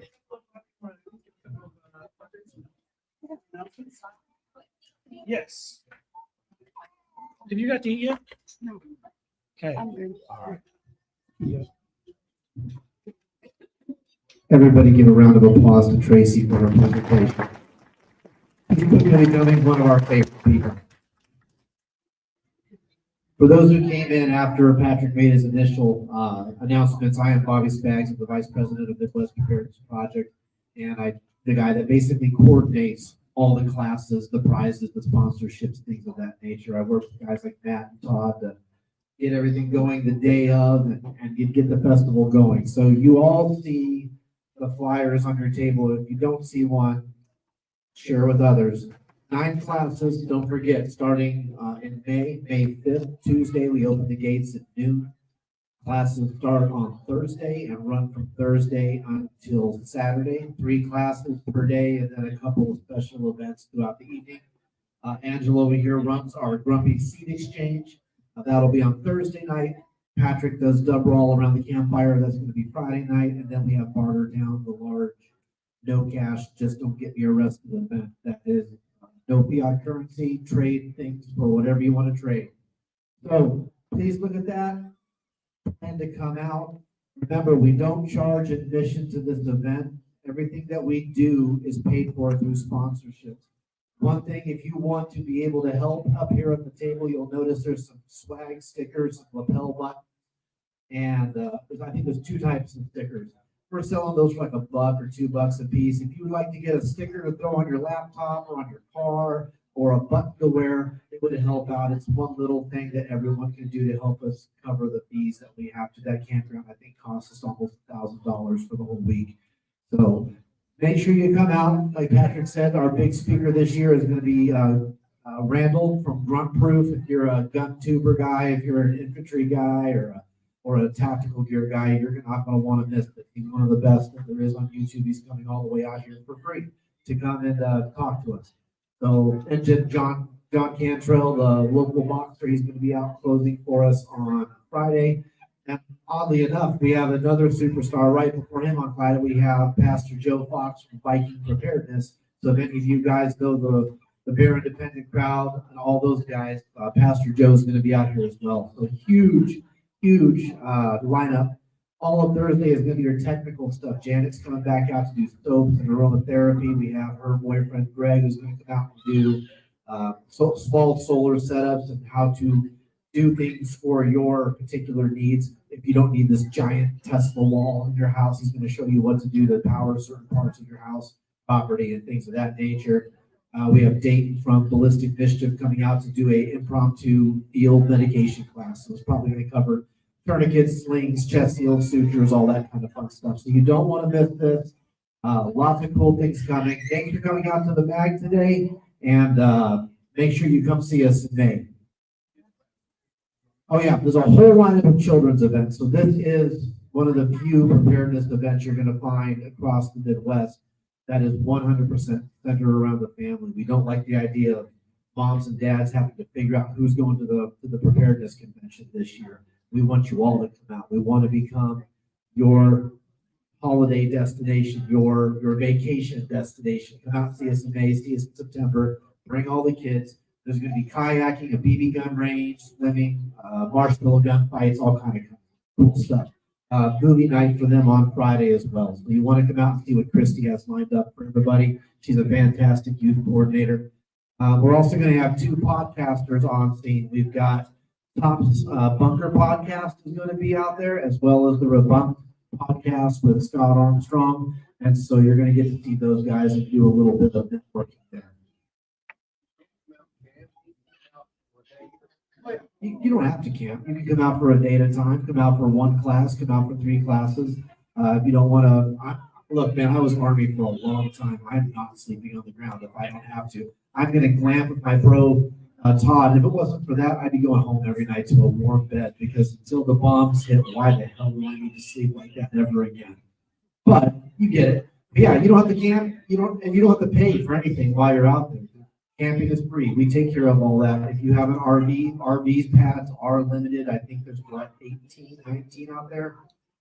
So first come, first serve. There's no holding those for anybody because there's no electrical hookups. It's very primitive. So plan for that accordingly. We're going to try to have people share the pads. Yeah, we're going to try to have people share the pads if possible, but the Army Corps has very strict rules. 2 tires have to be off, 2 tires have to be on. And they're as long as your tires are just breaking the plane, they count it. They're cool about it. In fact, we have a very good working relationship with the Army Corps of Engineers. It's really weird, preppers and feds getting along, but yet here we are in Kansas making the impossible happen. So we will see you all out there in May. Seed exchange. We're going to do a quick seed exchange. Yeah. Get everybody out. Seed exchange is getting ready to kick off with Tracy. So we'll see you all later and have a good night. Jasper approved.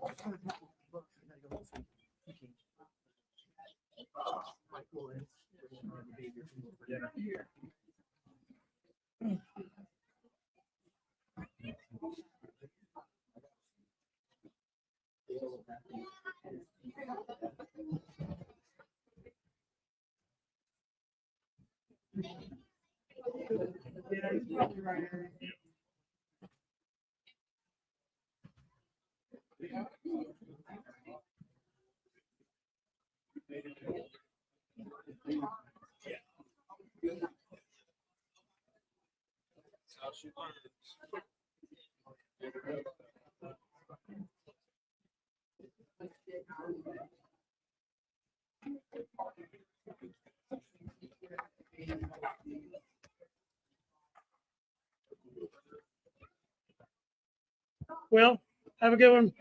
Good to see you guys.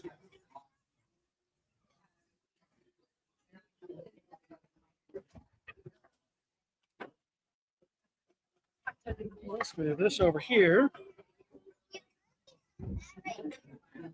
You're pretty smart, Aries. Thank you, Terry.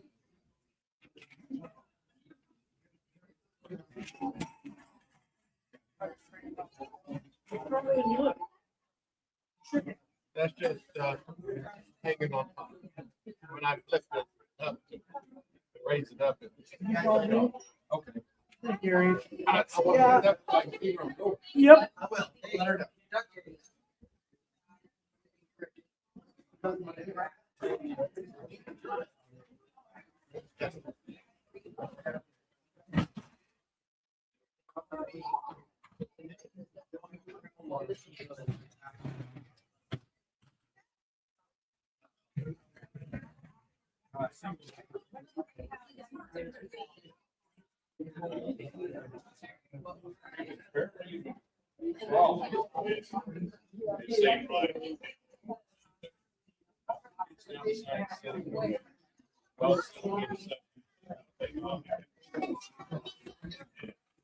Yes. There's a big heavy box over there with like a trash bag in it. No, it's one more. Yeah, that one, Aries. Bring that over here for the other side.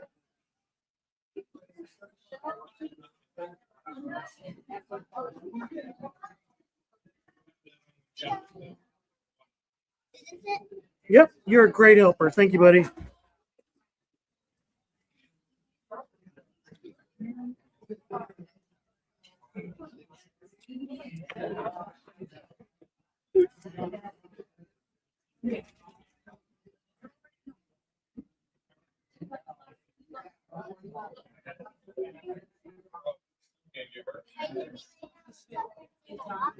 Yep. I will in just a minute, buddy.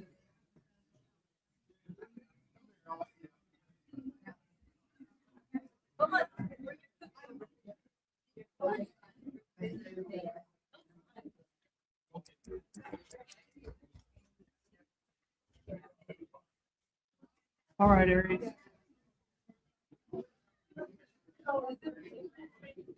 Oh, actually, we just like.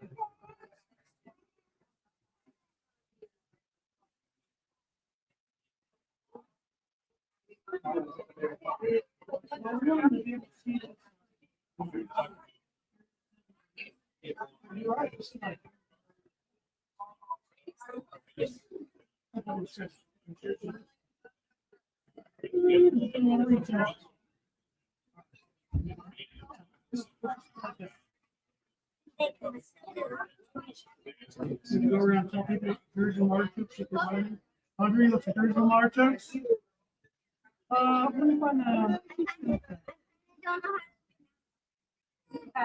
that's it.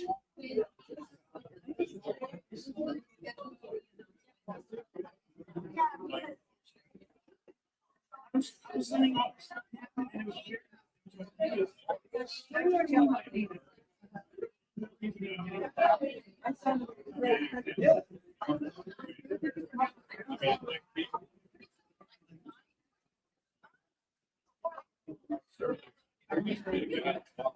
Sorry.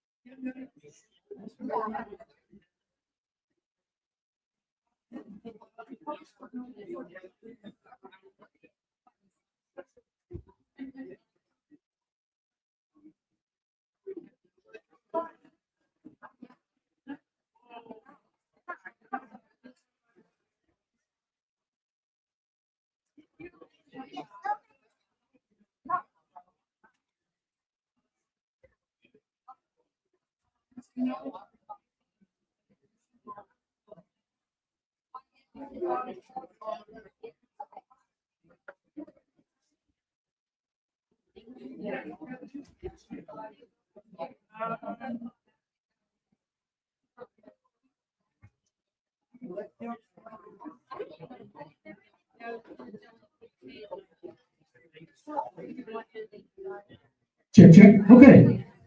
All right. Let's get one more round of applause to Dr. Wichman for that fantastic presentation.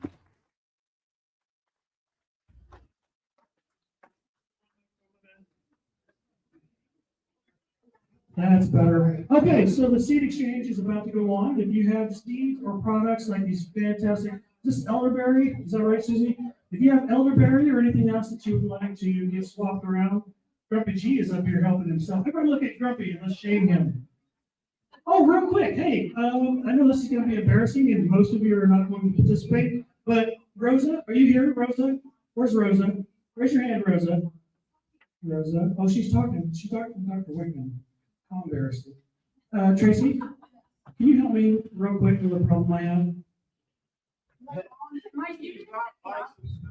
I'm totally sitting in.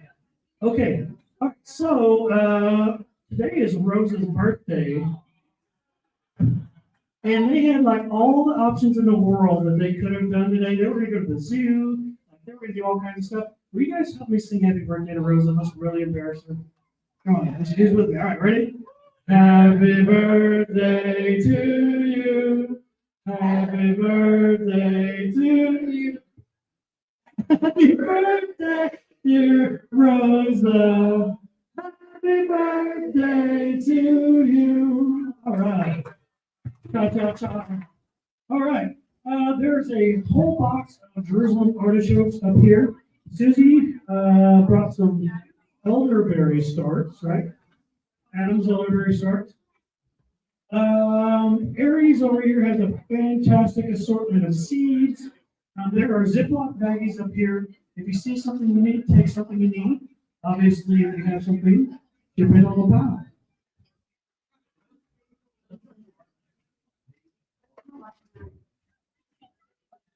Hey, if you don't know about these markers, if you know anybody that's diabetic, they are a great substitute for their potatoes because the sugar actually process.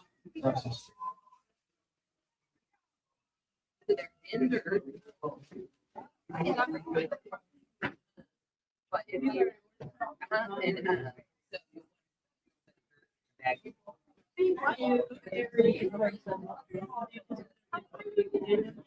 you stick it in the ground.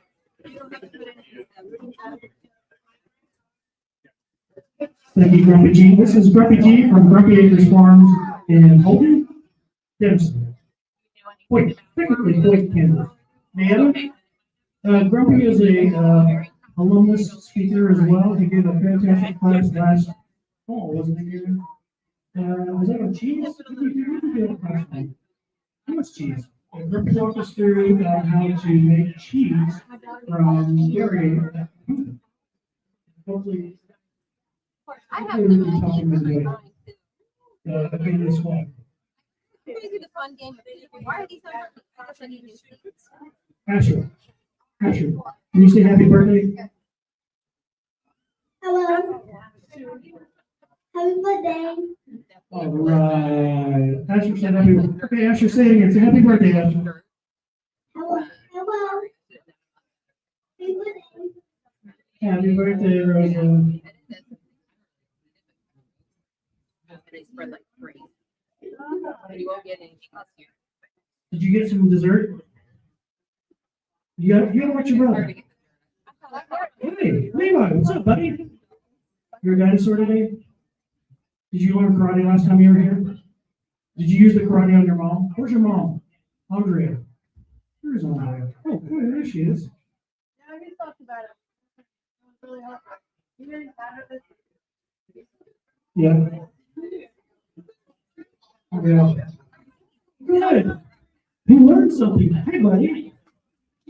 Come on, buddy. You're still around.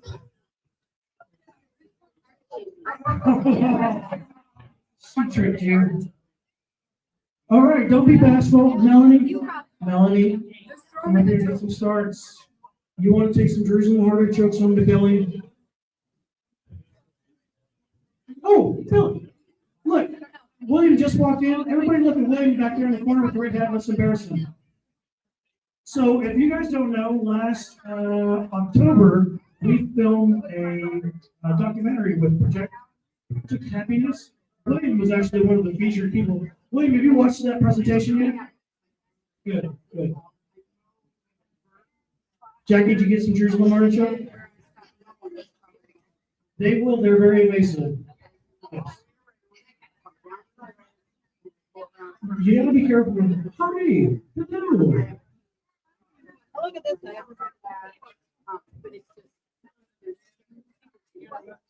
You don't want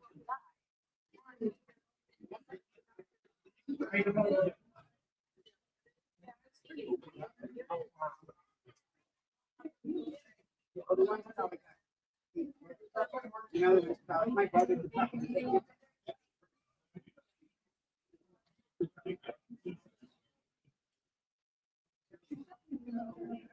I just know right now it's fine.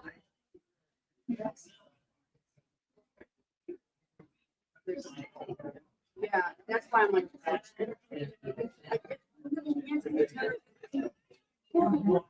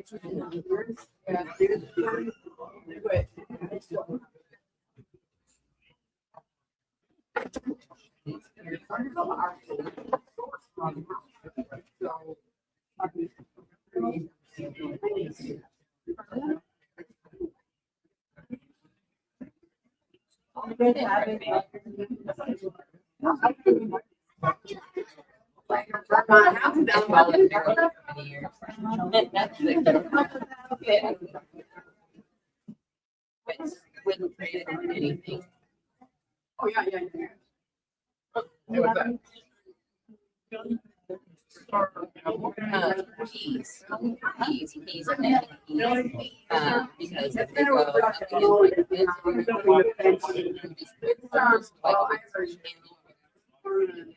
and then just let it drop. And I used to wipe back up. Make sure you get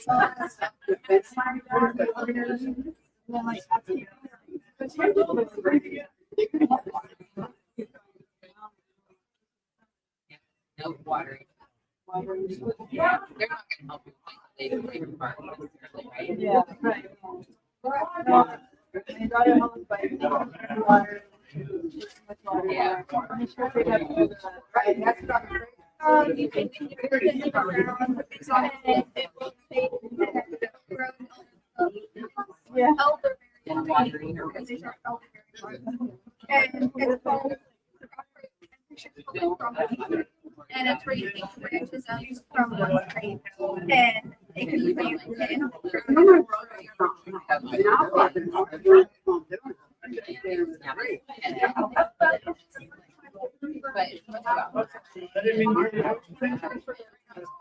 Yeah, me too. elderberry roots are easy. I've got several.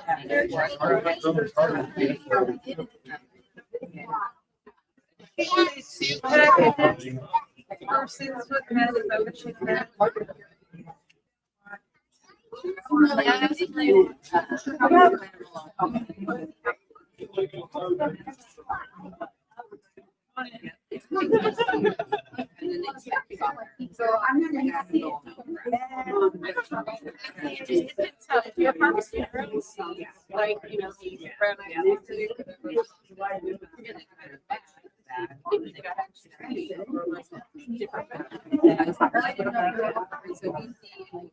Yeah, I just, I don't. I mean, you could. That's why I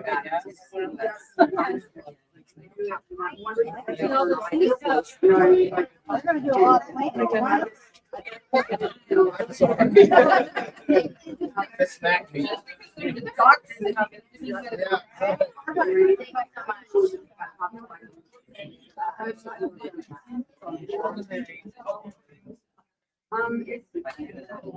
not that bad. Like, oh my God.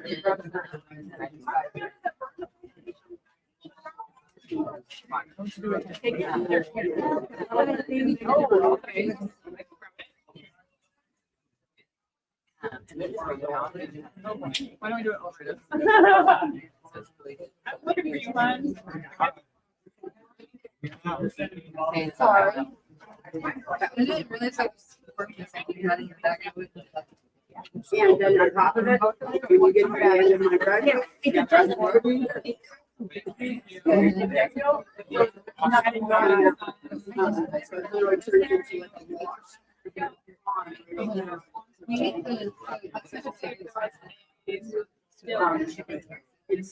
not just know that it's hard. All the way down and wash out. And save them. Some pretty good. Yeah. I'll try. Is it you think that's? My little, yeah. I can't let it get too big. Right, but you're supposed to call. And then tell you to Yeah. burn. Okay, thank you. Yeah. I just fill everything. We have a big. You said, yeah,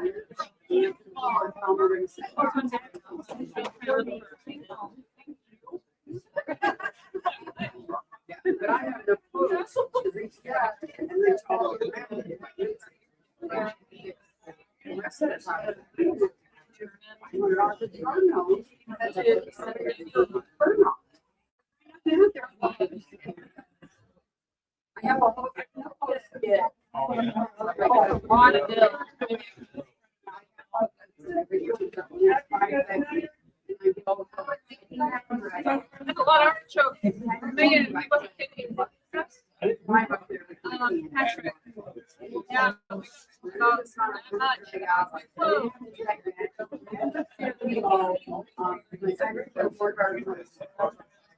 I brought it. Oh, okay. I thought. You know, brought some extra seeds. I got that in there. And I was like, what is this for? I started opening it right out the box.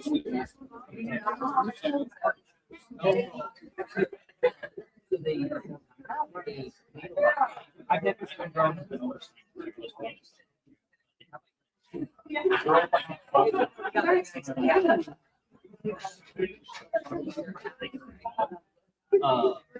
And then let's see. Hold it. Okay. But yeah, apparently they got it. But I needed. So, there was an amazing amount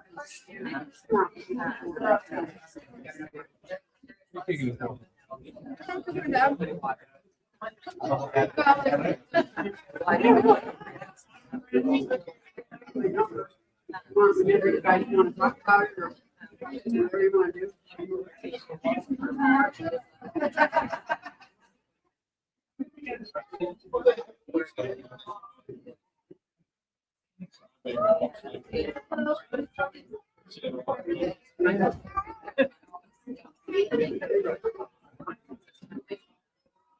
Oh, okay, so.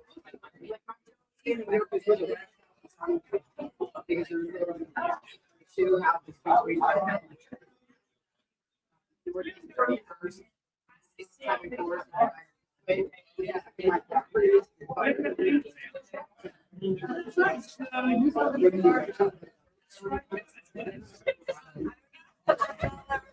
between you know, get more visits from somebody. And anytime I bring my box training out to the building.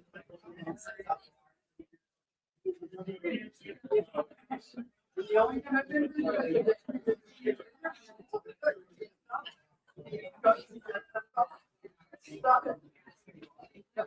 That's the only thing.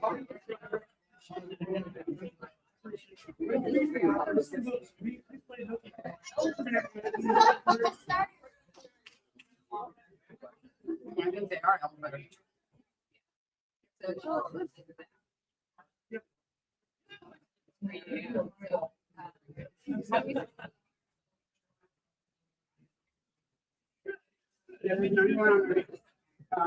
They will start next month.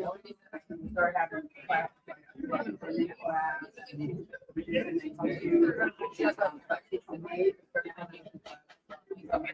know, I must do Yeah, well, it won't go through like.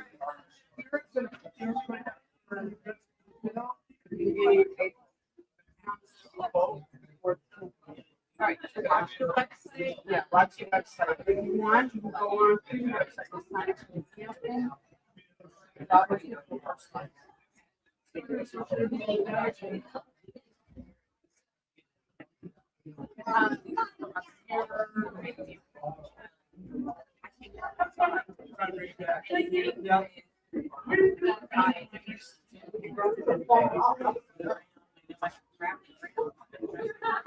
So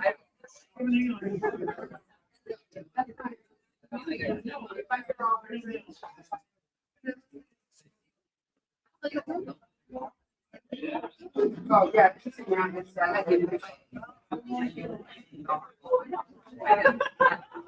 No,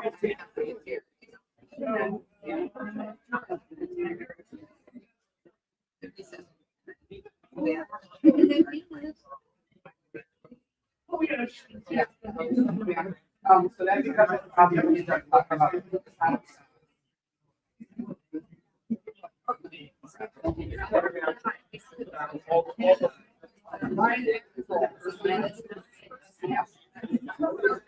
Yeah, he always like Rosie, I'm up in the hill growing. You're like, well, no, my.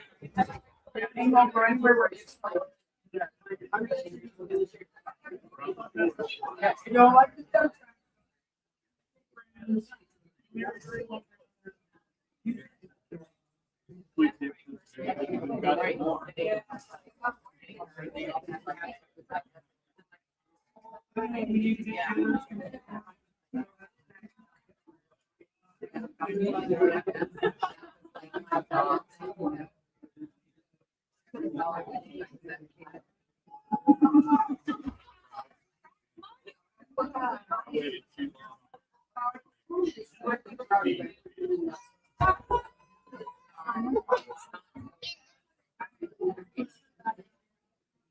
Yeah, I think the first week of April was from Shawnee.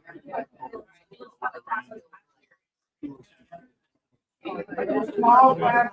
I know.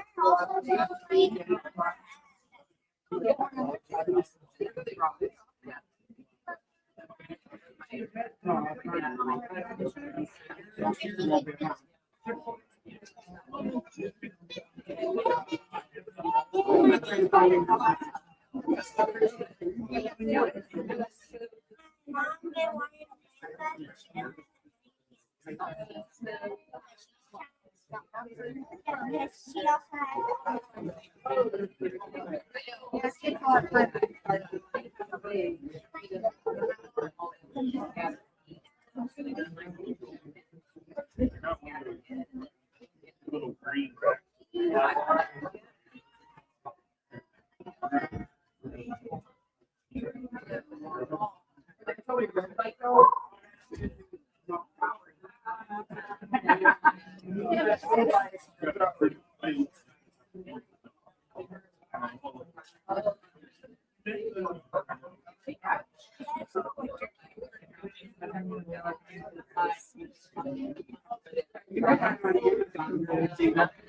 I got one.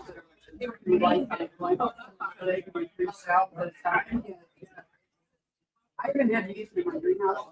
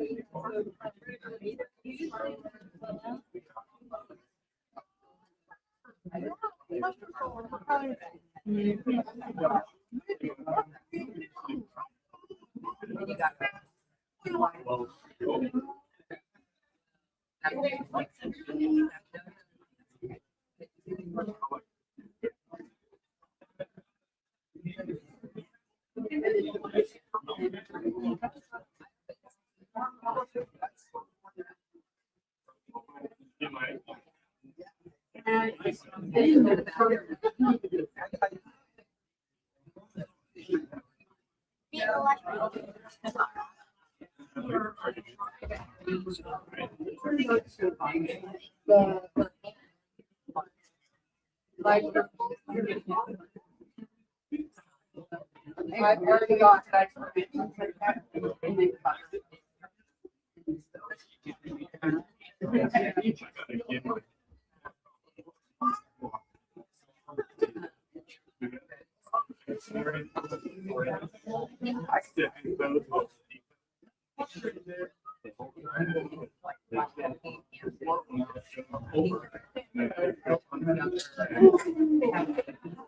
I wrote it down on the sheet.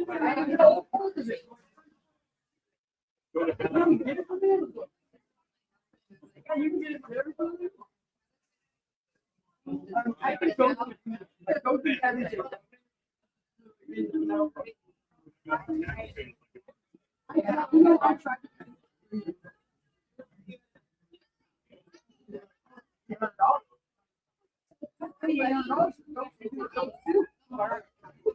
I only have. And I'm not.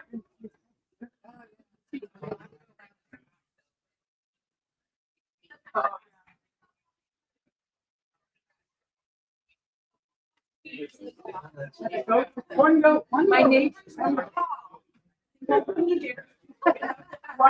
go. Those things just eat until they take a nap and they move you.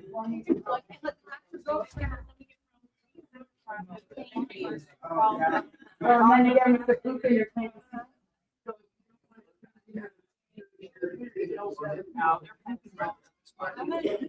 There's a bunch of. You're gonna start this episode. I think so. We do. We have, we're starting very small.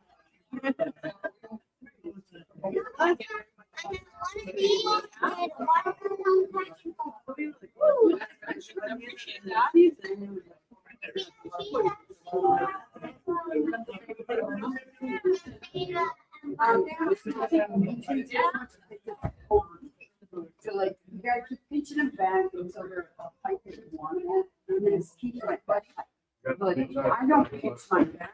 I put one on, I have no And then everybody's like, I just love flower, that's why. They will only grow where they're stocked. So wherever they're eating. They keep growing this. And then I just love flower. Well,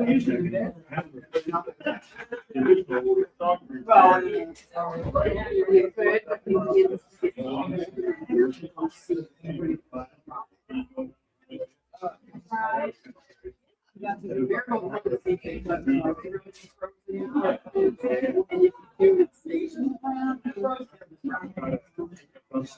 get all right. Back there. Yeah.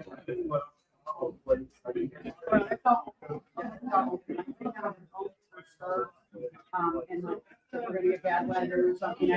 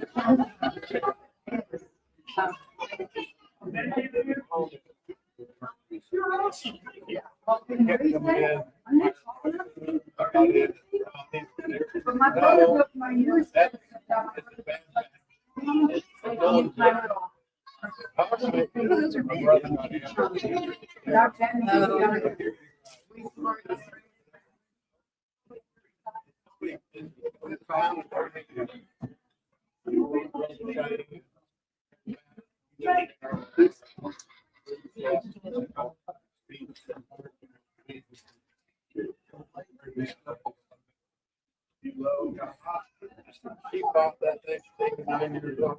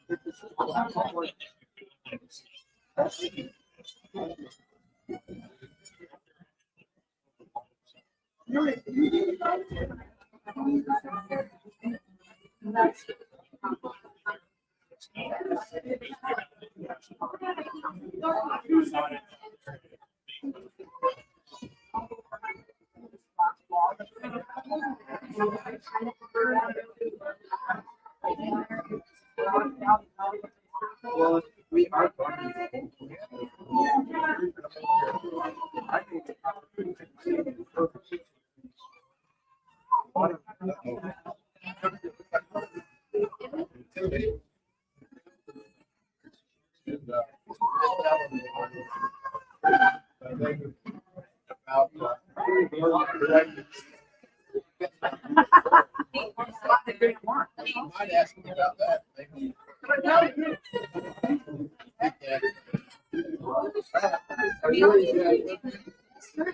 He is.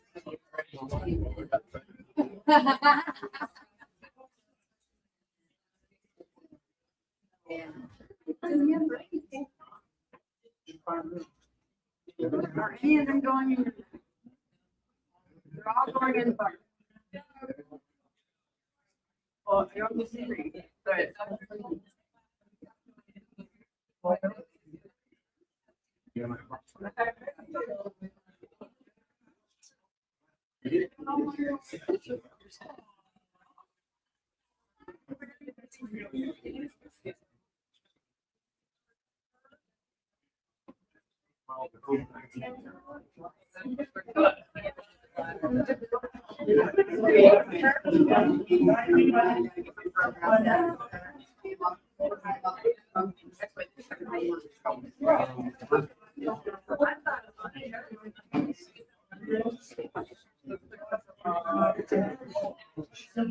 I'm gonna try.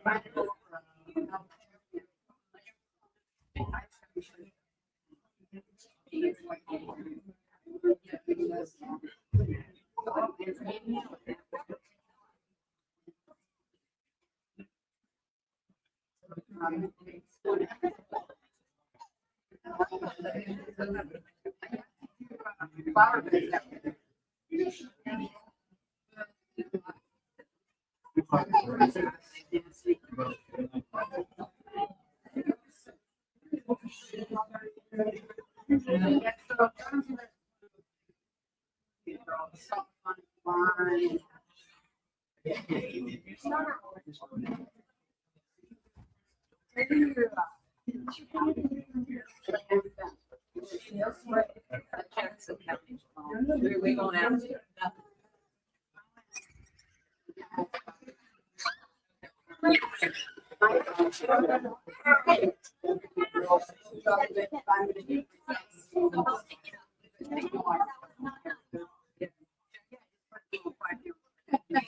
That's like the worst screen. My guy's trying to help you.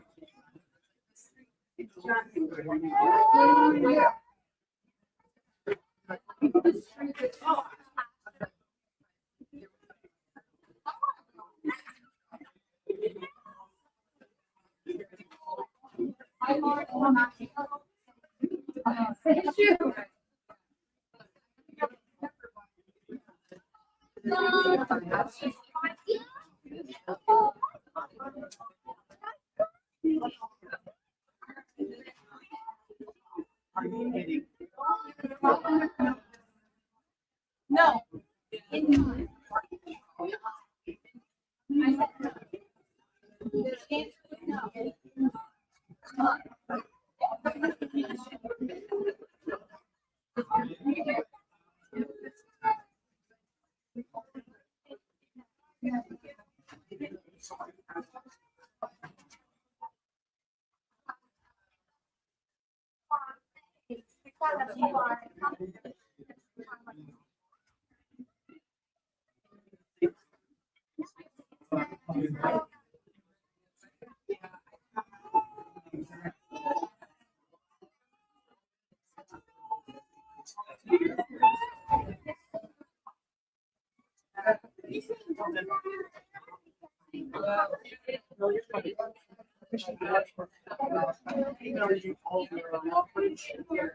Okay.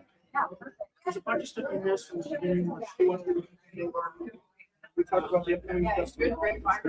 Yeah. Sure. Whatever you need. Yeah, but no, actually.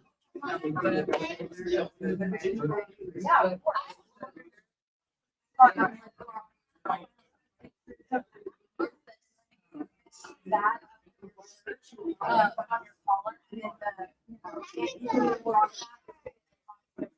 Yeah, we use a very similar method. yeah. I'm still learning. I don't know. Yeah, I'm that way I am.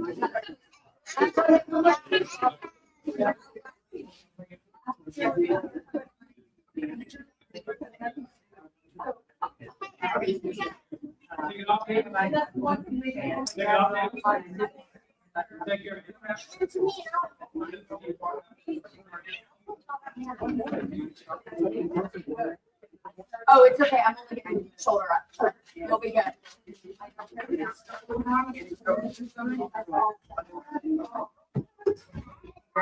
You can make. I'm sorry.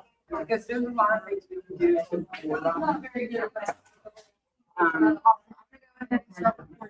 Can I get this straight and small? My name is. Maybe it's super garlic or maybe. Yeah. Getting on what fun. So restart anything to that's fine. And this is hands on, so you just probably.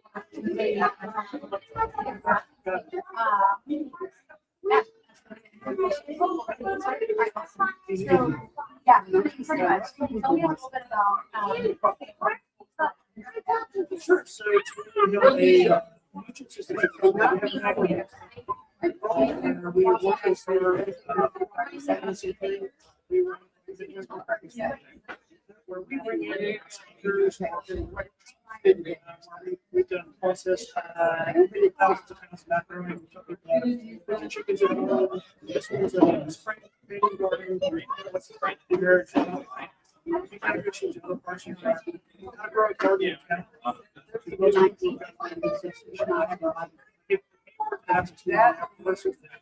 I mean, it's crazy. The grocery store. touched on directly to we have more in-depth discussions like this. We bring in speakers from all around the United States. Like this May, we've got our festival coming out. Junkie Trail, one of our keynote speakers. Last year we had Joe Salatin. We've got a bunch of different speakers. So today we just had a pop-up. They introduced us this cookie. So, that's on, usually, kind of. Maybe gotta watch out. About how kind of provide. Yes, these meetings are very beneficial from that perspective. I mean, helping people become more self-sufficient for a lot of things. One, most people hate to admit they don't know something, right? So a lot of people, they want to fancy themselves. I didn't bring them A lot of times it's something that they found on some real practical hands-on knowledge. So the key takeaways from these meetings.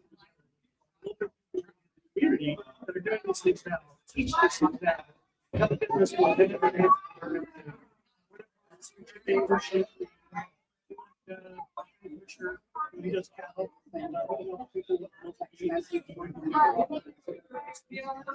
These workshops, again, you know, confidence is what they can do with their own ability in their home, their backyard, whether it's growing things, telling you about the 10 by 10 section in your backyard. They help a lot of people. Way too good. So, Gardening and self-sufficiency. And I did it.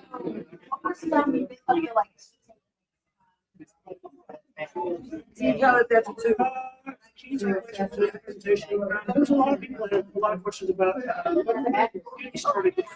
So what would you plan to other things that are important? So some of the discussion was about how to plant corn, squash, tomatoes, things like that, that are complementary. What to keep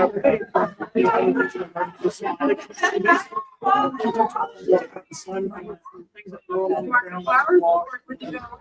So that's the new people do a raised bed, how do I incorporate mulch in the back, how to keep the bugs out there. A lot of people in the nursery, they need to just get the really get to work. It feels like a waste of time, they get discouraged. So they have some really good advice. How to use local source items that are not based on farmer soil, non-toxic. Those were some fantastic ways. I think the other thing was about getting the kids involved. So number 4 is self-hosted farm. That's a great question about herb gardens. And she had a just fire still here, laying around here. About how kids together. It was really cool. That's it. Just we got our May 5th and May 10th. We're really doing this in spades. It's all free. Public, we don't charge anything. It's happy.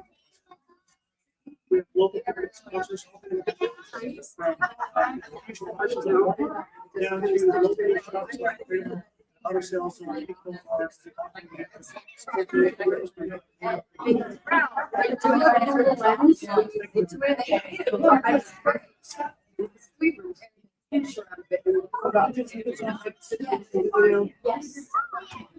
Thank you so much. Pleasure. Nice to meet you. Get out of here. I don't even know where I'm scared. Hi, nice to meet you. I'm Millie. Yeah, thank you. Let's follow up.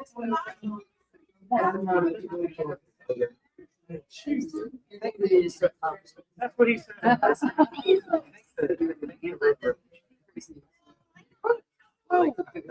First on like.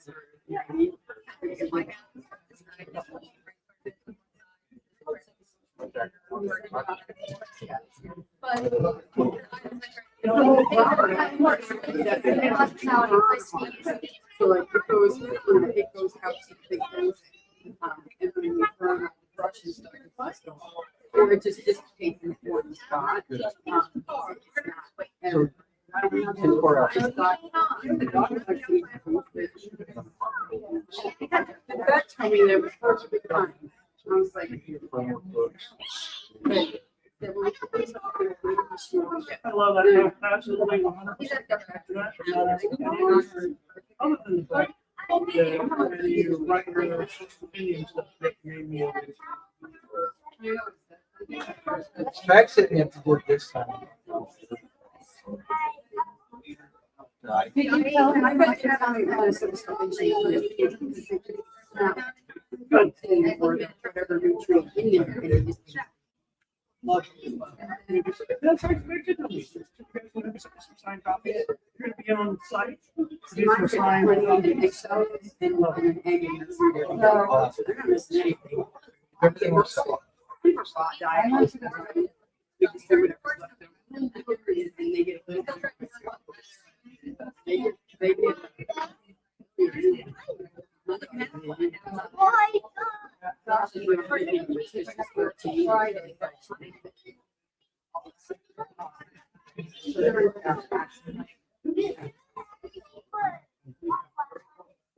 You don't have to.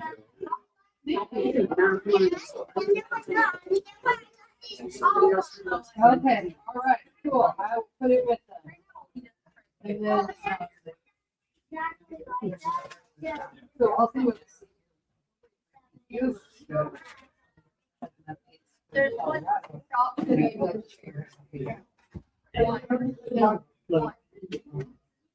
Please, thank you. Do the same picture.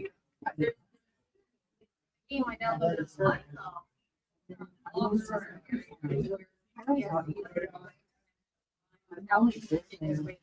Thank you so much. And then you so much for the fun. You have quality. Right? Thank Oh, and then. You got a bag?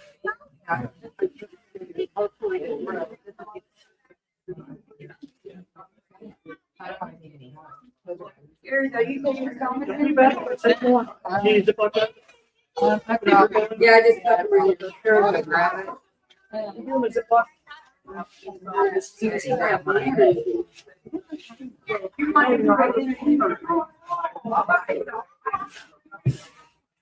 If you could make a goat proof screen elderberry, that'd be awesome. Right there with you. Opportunities are always good as well. Well, and it's, Somewhere different. and it's.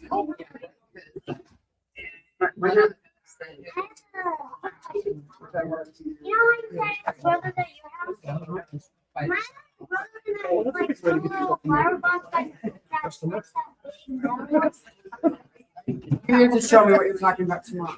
I don't know what you're talking about. I believe it. People in- I know, right? Did you get another vehicle? Be mad. That was There were the- so many in there. I'm just gonna go take shit up. Yeah. They're good medicine. I love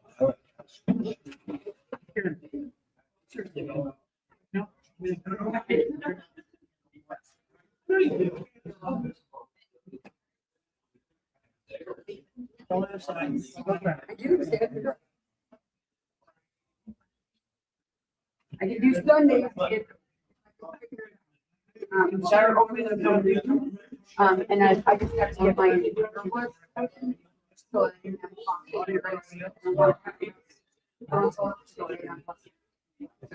yeah, just have to schedule. Sundays are about the only day I can do this.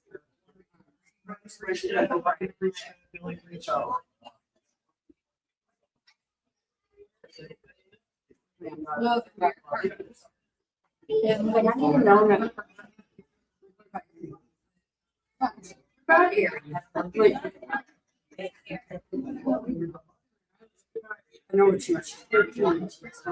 I want to support you.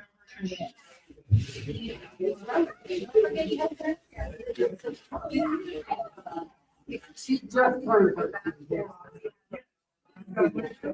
Put your brakes on for just a minute. Well, it's And then I get the biggest joy out of my daughter. we have a range.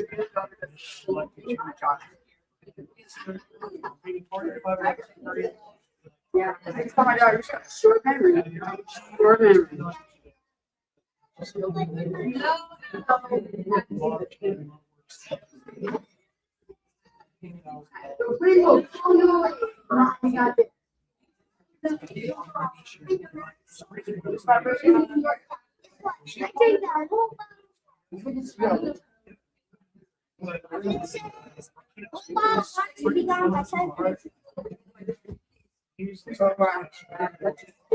Stuff, and then come back and not knowing it was stuff.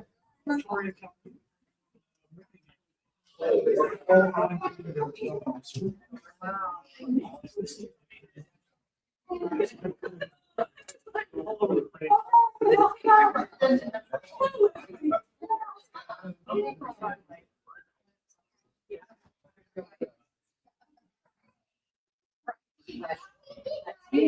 We're gonna build a place here and use these things.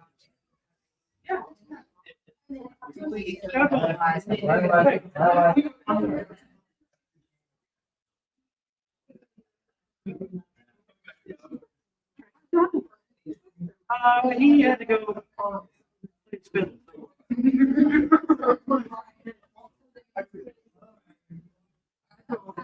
Yes. Yeah.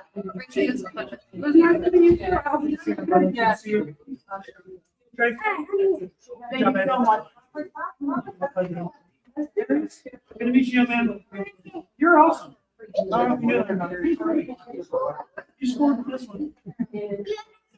You too, buddy. All right. Yes, thank you again.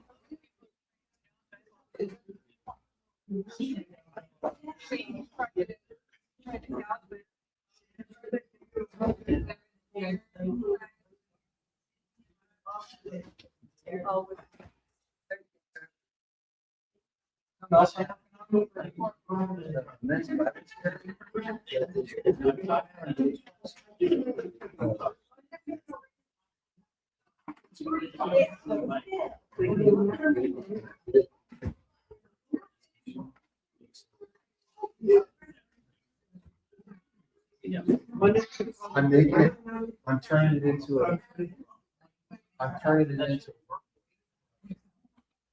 Soft.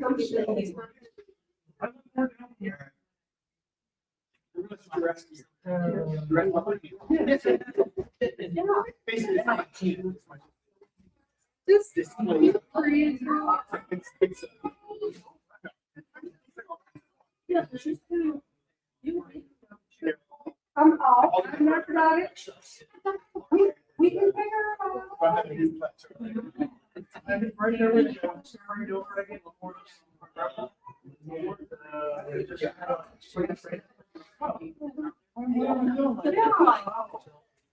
So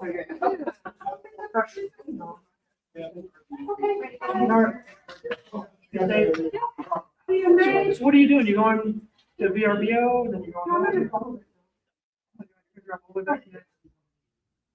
Yeah, she drove all the way there and drove all the way back. I needed to get away. I didn't have real back.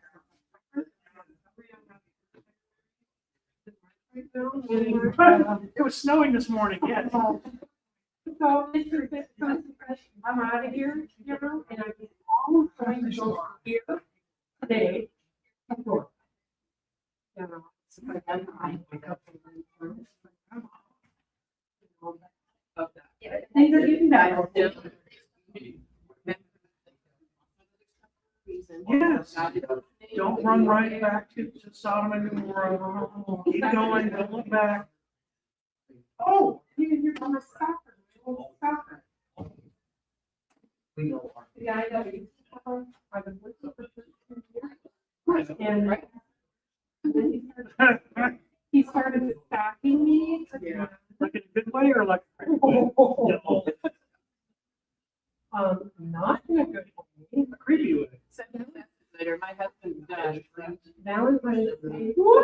card, that's why they call that. Magazine letter. It puts the lotion on its skin or gets the hose again. Here we go. Happy Valentine's I think he's just doing it to creep you out. Day. When I he and I was like, that was funny. I go, funny for me. And then he went showing me and then I didn't respond to that. I didn't respond to anything. I just had the restraining order was about 15 months. No, I said one more. This is your warning. And your Invested 57 revolver and got 38 hollow points. Keep it in your purse. Shoot that in one your is purse. I need more guns. Just put his business card up on services, so he's busy. Just flood him with this to be so thrilled. I love this. This is fair play. He's not any, no, I know, he thought he was he thought he was a real estate agent. Yeah. I should put my card up there, business card up a church thingy, and I go, what? And he goes, real estate. He's not a real estate agent. He just keeps full of whatever. That's my reaction. You know what? Hey, if I just keep at it, maybe I mean, he goes to church. He goes to church with my daughter. He asked her 2 weeks ago. He goes, yeah, do you think I could start getting invited to other his birthday parties again? No. No. That Harry. What's your back, girl? Right on it. I think the church thing. One I have is very good. So I'm gonna get the staff. I got it. We use Rio Link. Rio Link. I don't know if you. I'll send you a link. Yeah, I do. Yeah. You started off by the now, so you got Link, that sucks. You got Rio Link? Rio Link. We got them on the market right now. I would be a little happy in that, 40. Yeah, that's. I will send you a link. Okay. But I will send you like these cameras are pretty nice to do. And too, they follow people if you walk. Like if you walk in front of this camera, it'll track you. They're super great. Good audio. They're pretty stable. They work 99% of the time. The first time I had nothing but just the first time I had to restrain, we had a music break. Literally, DJ decided to meet and I would meet him. And I had a note of what I was reading and why I was breaking up with him, but he's verbally breaking up. Oh, here. So it was literally music. I ate those and How was it being rude? Oh, Dorian Gray. Okay. But it was the first compatible to be. What? When my dad, he started like, I mean, Kentucky overkill. When you get home, you're gonna be so bored. And then, there's a trail in my yard, and in school with the trail right there. He's walking on the trail. Here's the picture of him. Got home at 4. I get a text from him at 4. Making copies from, you know, the things. And he goes, did you get that home from work? Why? Well, your hair looks like it's all fixed up, like you didn't just get out of bed. That's not awkward at all. He's looking, standing there, looking at that. By the way, your hair looks like it's one of them. Wow. So, anyways, then he called at my daughter's and there's lots of bodies. Asking their. What? That's when the restraining order came, because, yeah. And I'm talking to Let's move to Kansas, we'll be fine. And what grown man, what 15-year-old man cut magazine letters out and makes you a card? Kind of the creepy guy, like, Yeah.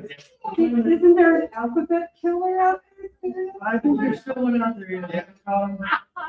The guy that tells you to put the lotion on your skin or you get the hook. Anyways, yeah, a short visit down here right now. I really just need it. Even for short, I mean, the drive is a break. Yeah. I listen to things. I'm listening to survival stories, like wilderness, like climbing mountains or whatever. This, I want to show you the what? If you ever listen to audio, yeah. I listen to it on audio.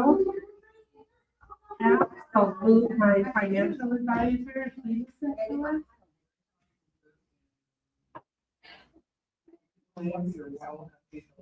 it. The thing that's good about variety is everything that he gives staff reasons for. Like something. Well,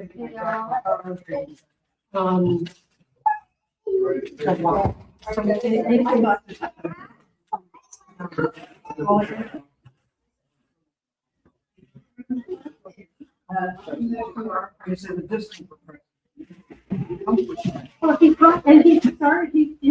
during the book, or part of it, he's talking about herbal hunting in the Yukon. Getting to the edge of your comfort zone and taking one more step. So that's kind of the basis of his talk about all that. But then he'll talk about history and why we're hunted and it's so interesting. None of it. Yeah. And he talked about going to school again in this month. And they're all there. And why are they so happy? Tried in Africa. I preached that in the Stone Creepings about getting us started. Sounds like it's very good. So send me the link to that. Really, well, promise. All right. What is your name? Chris. What's your last name? Franco. Yeah, I see you online. Chris, he does a lot of stuff. Yeah. I'm like a partner in the MPP. Okay. Chris is a serial entrepreneur. I'm sure it goes. Cereal. Lucky Charms. No, cereal like numbers and sequence. What?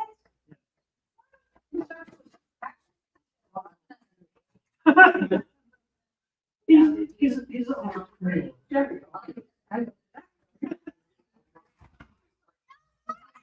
All right. Oh, hey, bye, Asher. Thank you, Ron. See you. Asher, see you on camera. You gonna give her a hug again? Find my mom. Chris, I'm sorry. I've been wanting to talk to you all day. Set away somewhere or? No, this one was here when we got here. I just got to put the tables back once I deconstruct all my crap. Oh, we're still live. Hello, everybody. We're still live. That's fantastic. Glad you guys are still with us. Hi, Terry, Jasper. My birthday is the 18th of March, big 56. Right around the corner, Rosie. Love you guys. Jules, Skanes girl. You guys are fantastic. Everybody tells me you guys are the best audience. We love our audience. Have a great time. Melania tells me you're great. Everybody tells me you're great. All right, good night, guys.